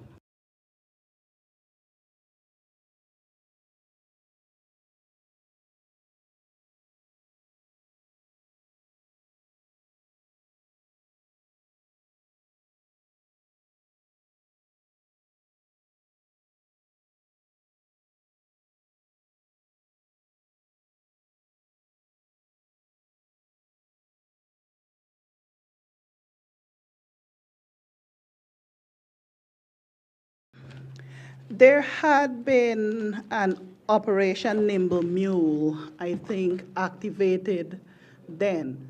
Nimble Mule? Yes. You know more than anybody here. Tell us more. Really? Right, yeah. And it predated when they were in office. What I want to know is... No, but tell us about the Nimble Mule so I can... I can't. You know more than everybody else. Don't come with that now. No. What is this Nimble Mule? You just mentioned a Nimble Mule. It was an investigation on the gold smuggling. What I want to know from you, what I'm asking, is what have you asked of the regulatory agencies and law enforcement here as it relates to gold smuggling? What have you asked? So the thing is that you ask them, are you part of the gold smuggling? What do you expect them to say? No. Okay. No, I mean, since this report came out on Tuesday, what has been which report you're talking about? The U.S. Tuesday's report. Tuesday's report, yes. what has been the government of Guyana interactions with the law enforcement and regulatory agencies here? So Has I been just told activated? you about 3 agencies: the Central Bank, the FIU, the GRA, the Gold Board, where we spoke with the Gold Board, and the Ministry of Natural Resources. These are the main agencies. The police, they don't have this information. The information, once we get it, then goes to the law enforcement to act on this. So we have involved all the regulatory bodies. But I'm interested in finding out about this nimble mule and who it identified. Right. Please tell us more about the nimble mule. We'll talk later. Who was the nimble mule? Anyway, the other question is, you made reference to Ms. Thomas's resignation from the party. Mr. Mohammed is also a PPP representative at the NEC level. What happens to him? And you sounded more concerned about the party, Ms. Thomas's resignation from the party, and the image it will have to the party than to government. No. I sounded because I know this person and she has worked hard. We're human beings too. I know her, and she worked extraordinarily hard among the party circles. It's unfortunate that this has happened. She has professed her innocence, but she said, I'm resigning and I'm available for the investigation, and whatever the verified facts are, she recognizes she will have to face the consequences. But it's still unfortunate from a human perspective, because that is what I expressed. So I don't see anything. The Mohammed, as I said before, all the other agencies are looking at the implication, and their report will go to, I guess, the president, the cabinet, to look at the implications, the other implications of the sanction. But the financial sector, the central bank had to move almost immediately, even before they complete the report, FIU and the central bank. And my last question is on the procurement aspect of it. You pointed to the 2 contracts, and it was small. You said something also. The Mohammeds had 3 contracts, and they were all the lower. They had 2 contracts, but in the lots for the Luzignan, they had the lowest responsive bids to all 3, yet they were only given 1.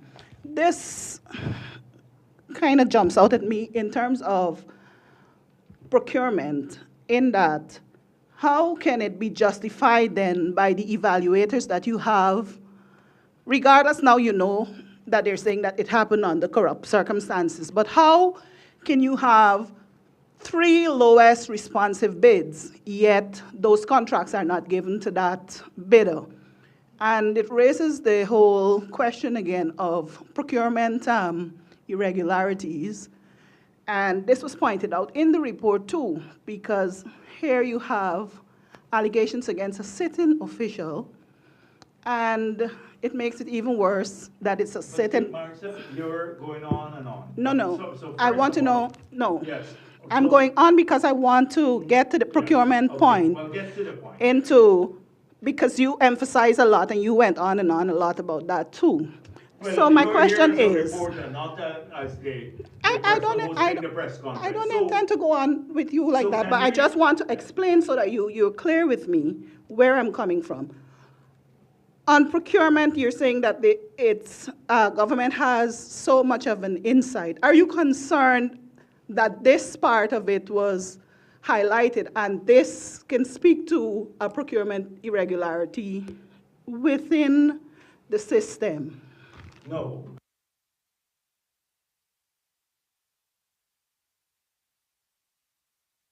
specific line in the release that said that the Mohammeds were basically bribing government officials to get government contracts.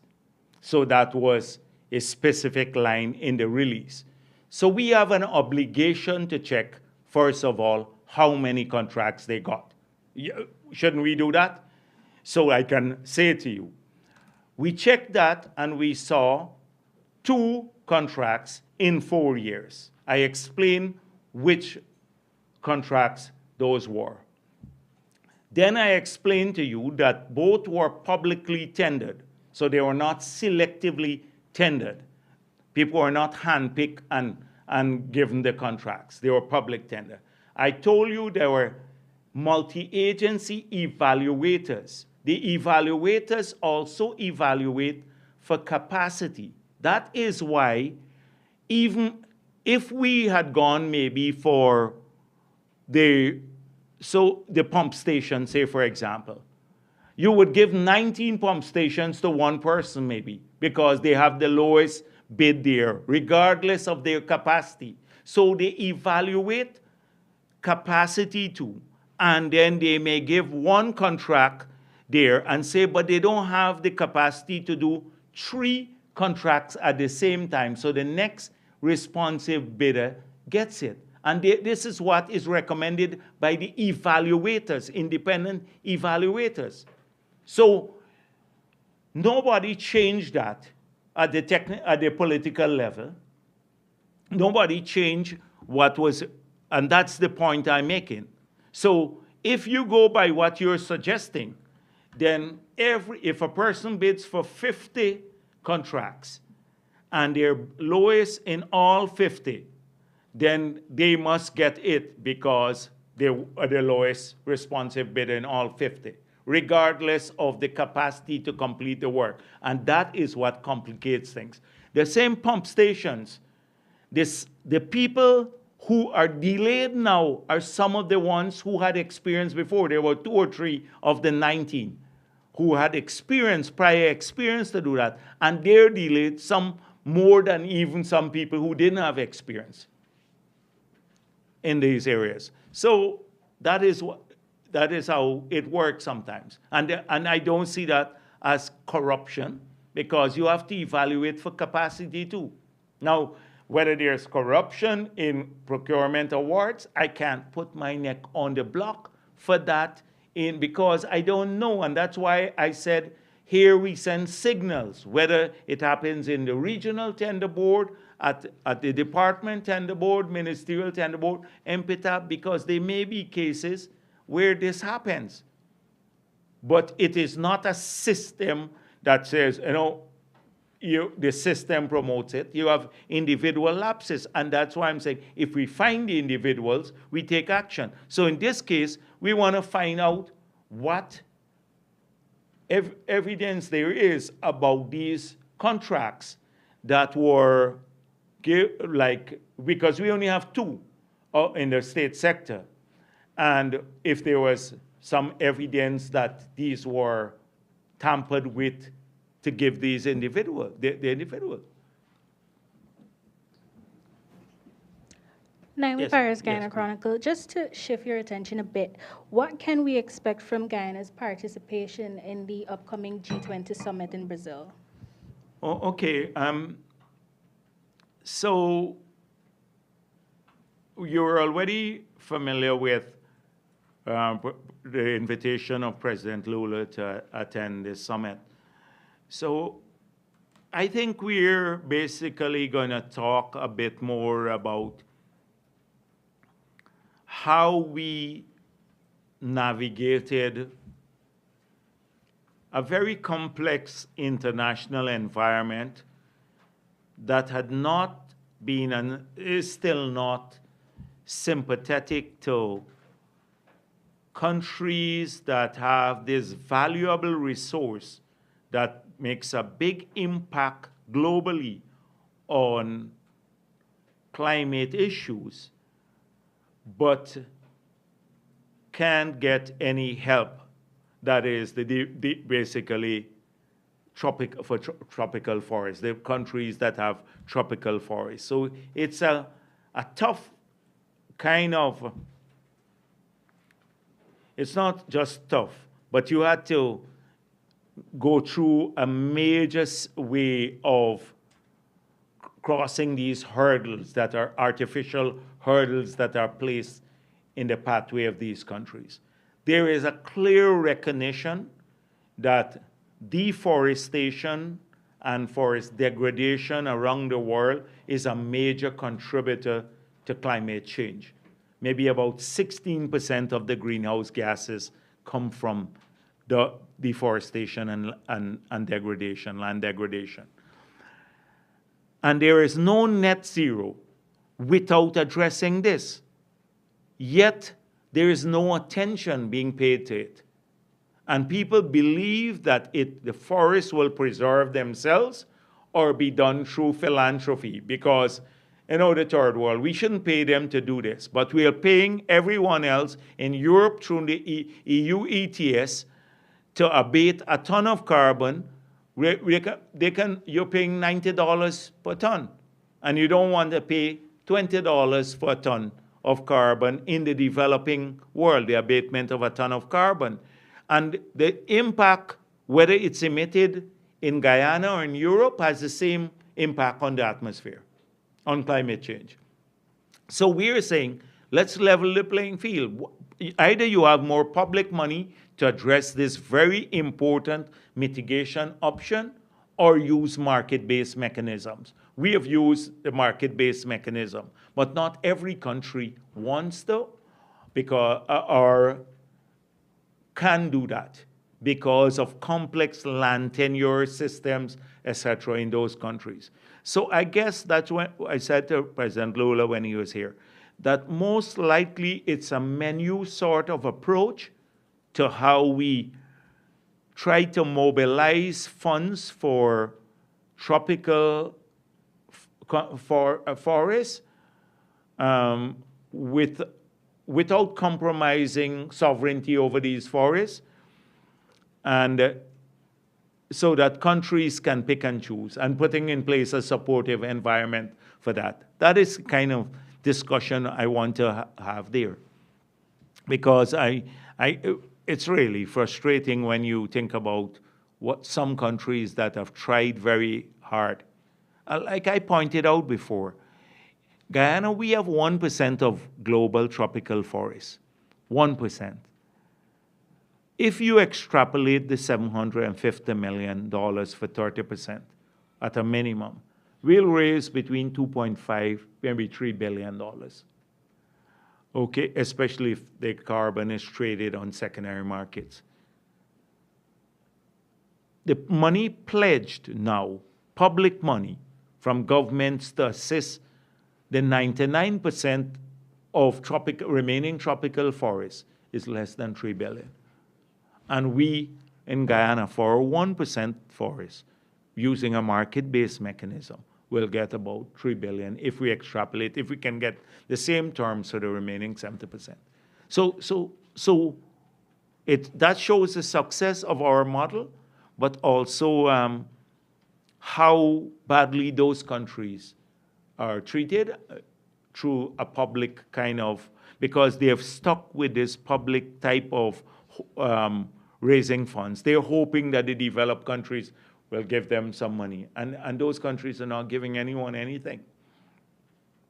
Good afternoon, Trina Williams, Guyana Chronicle. I know you briefly touched on some of the troubles in the opposition camp, but I want to take you back to their nomination day, which was on Monday. After the announcement of the results, we would have seen that a great number of opposition members would have said that the results were fixed and there were a number of irregularities. I'd like your thoughts on this. Secondly, what was really noticeable is that some former senior government officials were absent from this big day for the party. In this light, what do you think this spells for the future of the PNC? And on a policy level, what are some specific measures that the government is taking to address those foreign companies that are using local ones as a front? local companies Okay. as a front? So the foreign companies that are using local companies as a front, this is particularly as it relates to registration under the Local Content Act. That's where it makes sense, so that they can enjoy benefits that are preserved for our people, that we put in the act for our people. And so the local companies that are complicit in this too will face consequences also, not just the foreign companies. So we have started, we had a discussion with the Commissioner General about this matter. We are looking at it carefully because you have to show ownership of the company, more than 50% ownership of the company, Guyanese ownership. Some of the foreign companies coming in, they're giving notionally a 50% ownership, but then they're getting paid all sorts of fees for the services they provide, etc. So it's not a real benefit that flows to Guyanese. It's easy. Once you take an account, you will see that. And so a lot of those will go. Soon we're going to start checking on this issue. And we have to, in the new local content, well, the update of the local content law, we will plug some loopholes and strengthen the enforcement and the penalties for doing so. But right now, the GRA is looking at some of these companies because they are, by fancy accounting, they're defeating the purpose of the act. Fancy accounting and with the complicity of some local individuals, defeating the purpose of the act, which is to give preferences to our people. The nomination day, I don't want to like go back too much in their thing. It was interesting. It was an interesting day, and for me, I just, like some people sent me they follow the leader walking in Norton and stuff like that. It's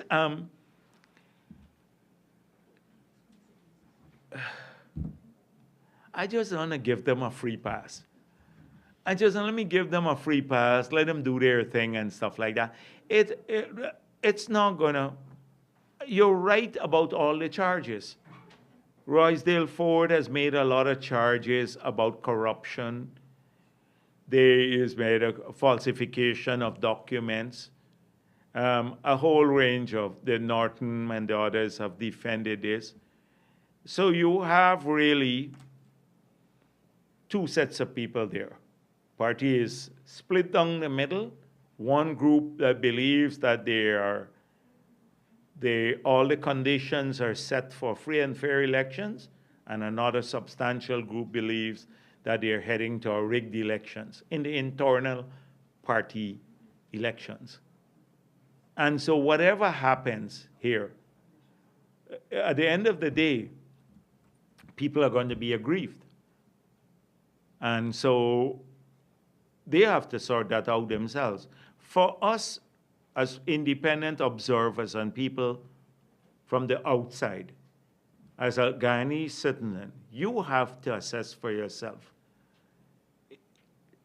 Can this party, with those leaders, ever form a government that could sit with ExxonMobil and discuss serious issues? Or can represent national interests? Or can you believe anything they say with any promise? Any promises they make? It's simply they don't have the capability and the integrity to do that. If you're going to rig your internal elections and you can't get that going? How come, how are you going to lead this country? And that's where people on their own should just look at this. It's more, it should be a lesson to APNU members and also other Guyanese, more than for us in the PPP. We've already known historically what's going to happen there. It's going to be a mess. It's going to be a mess. I have a follow-up to an earlier question. All right, just now, Kaichor News here, Good afternoon, also Williams Kaichor News. Dr. Jagdeo, given the fact that the auditors from local consumption have confirmed with the Kaichor News that the audit report they handed over was 170 pages, but the management report was a separate document. I can't Which auditor confirmed that? Well, you can confirm the auditor who told you this, then I'll answer that question. So you're stating that the full audit report is online? The auditor said to me, I asked the Ministry of Natural Resources, did you put up the whole report that you received from the auditors? They said to me, yes, we uploaded the entire report. They said, the management report is separate. We got a letter from the auditors. We were told by the auditors, and then we got a letter to confirm it, to ensure that ExxonMobil doesn't see that. That's it. So they told me, and I believe them more than the Kaichor News. So if you can't identify the person who told you that, I'm not responding to it. Let's go on. In the event that there's a dispute between the oil companies and the government, the PSA, and that dispute cannot be resolved, the PSA has provisions for international arbitration, which can be costly and sometimes a lengthy process. And additionally, Guyana would have to basically pay the bills, the legal fees for both parties. Since you committed to better contract management, do you plan to address this? Yeah, well, there are lots of things that we are addressing in the PSA. I just told you about how we've addressed one issue, which was a contentious issue, through the change in the law and also the permit, the license that we issue, which is the decommissioning fund, the establishment. On the environment side, we are superseding all these guarantees, not superseding, but on top of the guarantees, we are ensuring that we have a law to reinforce what we have in the EPA Act, which says full liabilities for permit holders. We are reinforcing this with a new act that deals specifically with spills, and we're extending it to other groups, shipping companies, etc. We're putting in the act a mechanism that would allow people, if they feel, if they suffer losses, that they can go, they have I shouldn't be speaking too much, a tribunal that can address these issues. So mechanism really for should be people suffer losses. In the Act 2, maybe I should not speak about details, but we're addressing the environmental issues through that. We have already addressed resolution through a new PSA, the low royalty rate, the no taxes, through the PSA. So we are chipping away at the provisions of the Act. We have already the gas to energy project. We had free gas from that area. So the local content law, which now would give us $700 billion of procurement opportunity, was not there before. All of those are they're part of better contract management, and they're part of bringing additional benefits. And without creating a wave, we don't shout loud, we are addressing a lot of these things. We're not shouting at the top of our voices. We're addressing them with the involvement of the company too. While acknowledging all of the wonderful things that the government is currently doing, So you're saying I hope Glenn Hall would acknowledge that the the or him to acknowledge. international arbitration issue is one of the things that you're looking at. Yes. So international arbitration is standard in almost any contract. So there are some standards that you can change. There are things that you can't say, okay, we'd hire 2 local persons to do this. It would never change. So you can't fight things that have been part of contract law and contracts of this nature for centuries, and you can't change that because there's another party to this. The other party believes that if you go to Glenn Lal as the head of the tribunal, you would never get a fair hearing. So they want an international body to be part of it. And that's why countries sign up to things like ICSID, etc., which is the World Bank, their tribunal or to deal with disputes. So this is the sort of thing. Almost in every contract, you have arbitration proceedings, and most of them are international nature. Yes, but what I want to know specifically, would government be looking to probably have discussions with Exxon or to probably find a way out where they would not have to foot the bill of both sides? Yes, but that is what we signed up to. We signed up to this nonsense because a lot of things there we signed up to. So ultimately, I think eventually that would happen. You know, if people talk about renegotiating and all of that stuff. If you change any provision, or we go to court and Parliament and change a provision, the thing that Trotman signed is that we have to end up paying for that. That's what we signed on to. And any change, you can make changes, but they would say, look at what you sign on. It will go to international tribunal or even a local court, and the local court will say your contract says you have to pay in case you make changes. That's what we signed up to. Trotman got a free pass because he wrote some book that said what he said basically. I don't know what he even said in the book. Just made an excuse. Anyhow, yeah, go on. Finally, the UNICEF report for 2016 to 2022 noted that severe child food poverty and moderate child food poverty are at 20% and 40% respectively. Can you say how can this be with Guyana being ranked the richest country in the world per capita?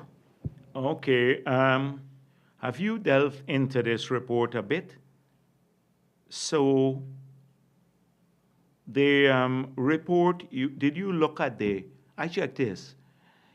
So guess what period this survey was done? So they have to have a survey on the basis on which you publish the report. This was a survey done in 2018, 2019, and it dealt with a period before that. That's the data they're using for this report. So it has nothing to do about the situation from 2019. Huh? So, yes. So that is the old survey. So it's an old up new thing. You should ask Norton about this survey. That's how these reports are done. But I do have problems with some of these reports too. So some of these reports, let me just tell you conceptually, and this is not as vice president, more as a technical person. So, or not head of the party. I just explore that. So we have to have 8 food groups. So if we don't get 8 food groups, we don't get rank high, that we have to eat nuts, we have to eat salads, we have to eat all kinds of things so that they classify you in this area. So how many of our people we eat cook-up rice and we're okay with that? We can, in their group, that would be, we only have access to one type of food, rice and maybe meat too. We don't eat, if you don't eat your salad, so we got to introduce salads in the Amerindian communities and all of this now for people to eat with their meal.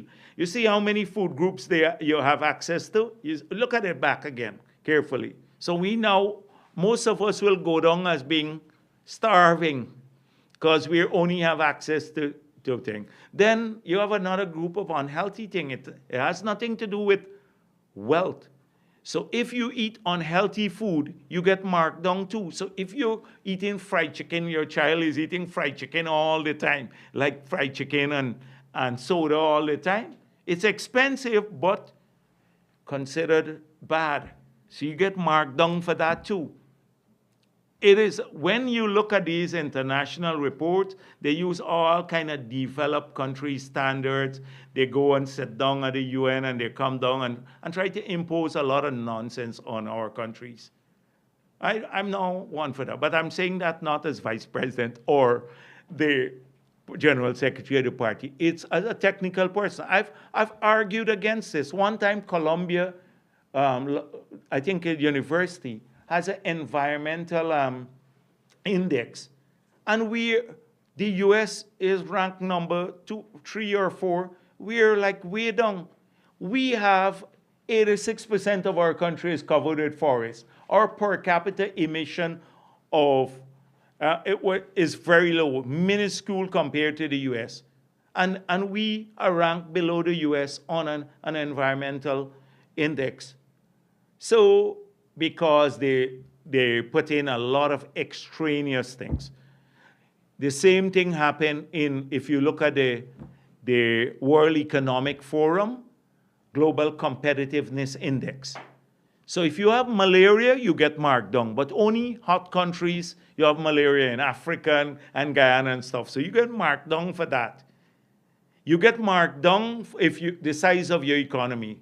So guess which countries always are high on the index? Because size of economy matters on a global competitiveness index. We have to, these indices are designed, corruption perception index.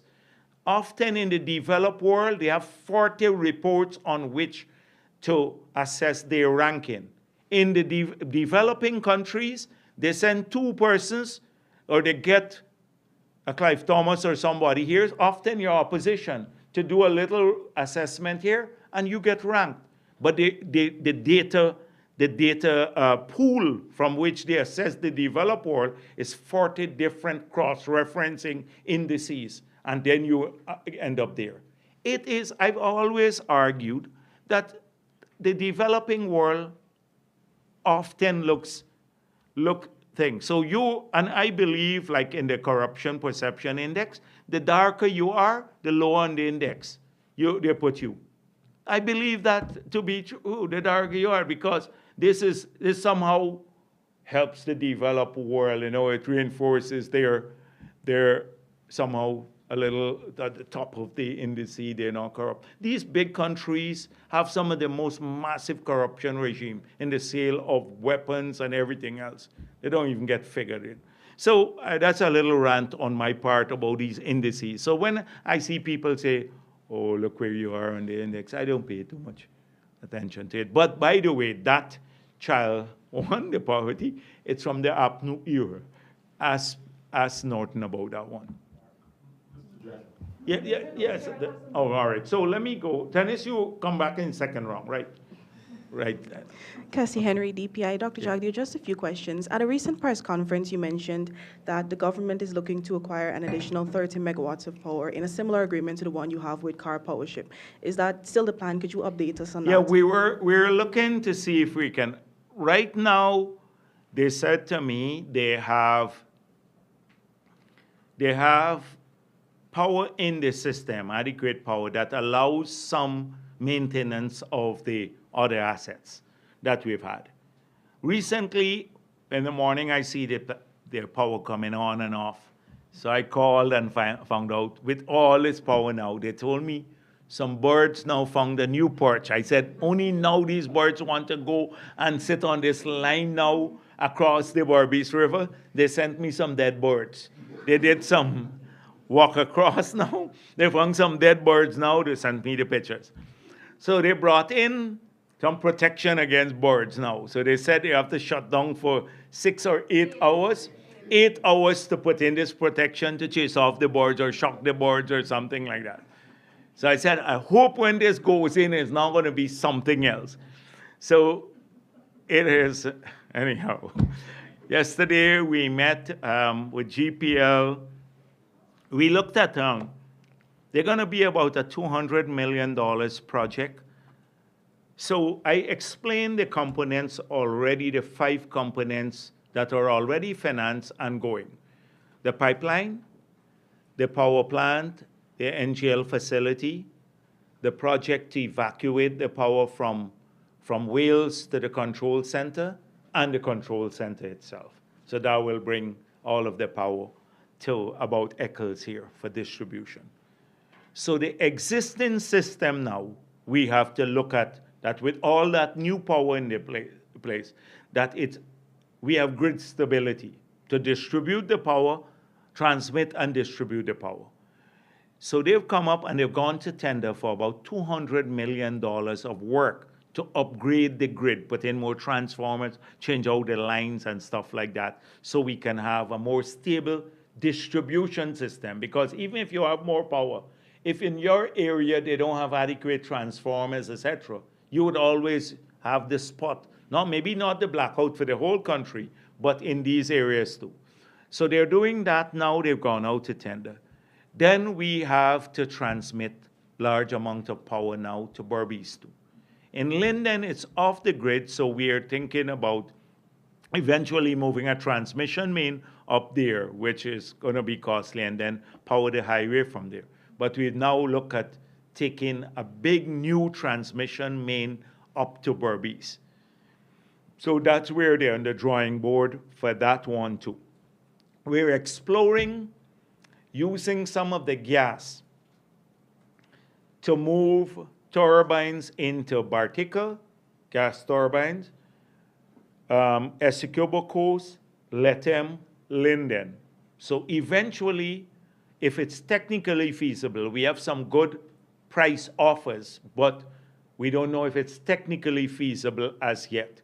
To take the power off the pipeline and containerize them and move them into these areas so we can supply these areas that are not connected with the Demerara grid, the Demerara-Berbice grid, and they're off. That whether we can supply those areas from using gas as a fuel. Because even when we complete this project, we still have to supply those areas to Bunker C or find other sources, solar. We're putting in solar panels in Essequibo, in Berbice, in Linden, about 35 megawatts. We're thinking about another 25 megawatts of solar in Demerara. So it's a combination of all of these things. And a lot of work is going on, a lot of work and planning behind these. Ultimately, we have a stable grid. That's it. So, yeah, you were, what do I think? I was asking, you mentioned... Oh, the 30. Yeah. So if we can integrate the 30 megawatts. So, for example, they're now working, I think Cummins has been awarded a contract to do a $5 million upgrade from Kingston to Sophia. So if you bring the power there now, if you bring additional power to Kingston, you can't take it to the substation at Sophia, because that one line is not adequate to take the power there. So it's where you can integrate the power to. We could have brought in the bigger power ship, which is nearly 100 megawatts of power, 70-something, nearly 80, and connect it here at Kingston. But the lines can't transmit it. So we had to take it to Berbice and hook it there and then bring back the power to Demerara, into Demerara, because you could hook it there. If we had hooked it up at Kingston, we would have lost all the existing power units there, because the line can only transmit what we're generating there now, not additional power. So eventually when that is done, then you can bring in more power there too. And maybe ultimately, because the power from Wales is coming around this way to the Demerara grid and then going to Vredenhoop. We're building a transmission main to Vredenhoop. So maybe eventually, that is to supply region 3. Eventually we can have a loop and bring it across back here. So in case you have issues there, you can move the power over here. So it's a lot of things at the drawing board now that we are looking at. So if we get the additional 30 and we can integrate it of a similar nature, where you can just hook up like we hook up this ship, then we'll do it. If not, we'll have to make sure we maintain, use this reprieve to maintain the units that we had deferred maintenance on, because you were right at peak demand all the time, your capacity, and until the gas to energy project comes on stream. Additionally, can you give us an update on when the government plans to commence rolling out the vouchers for cervical cancer testing?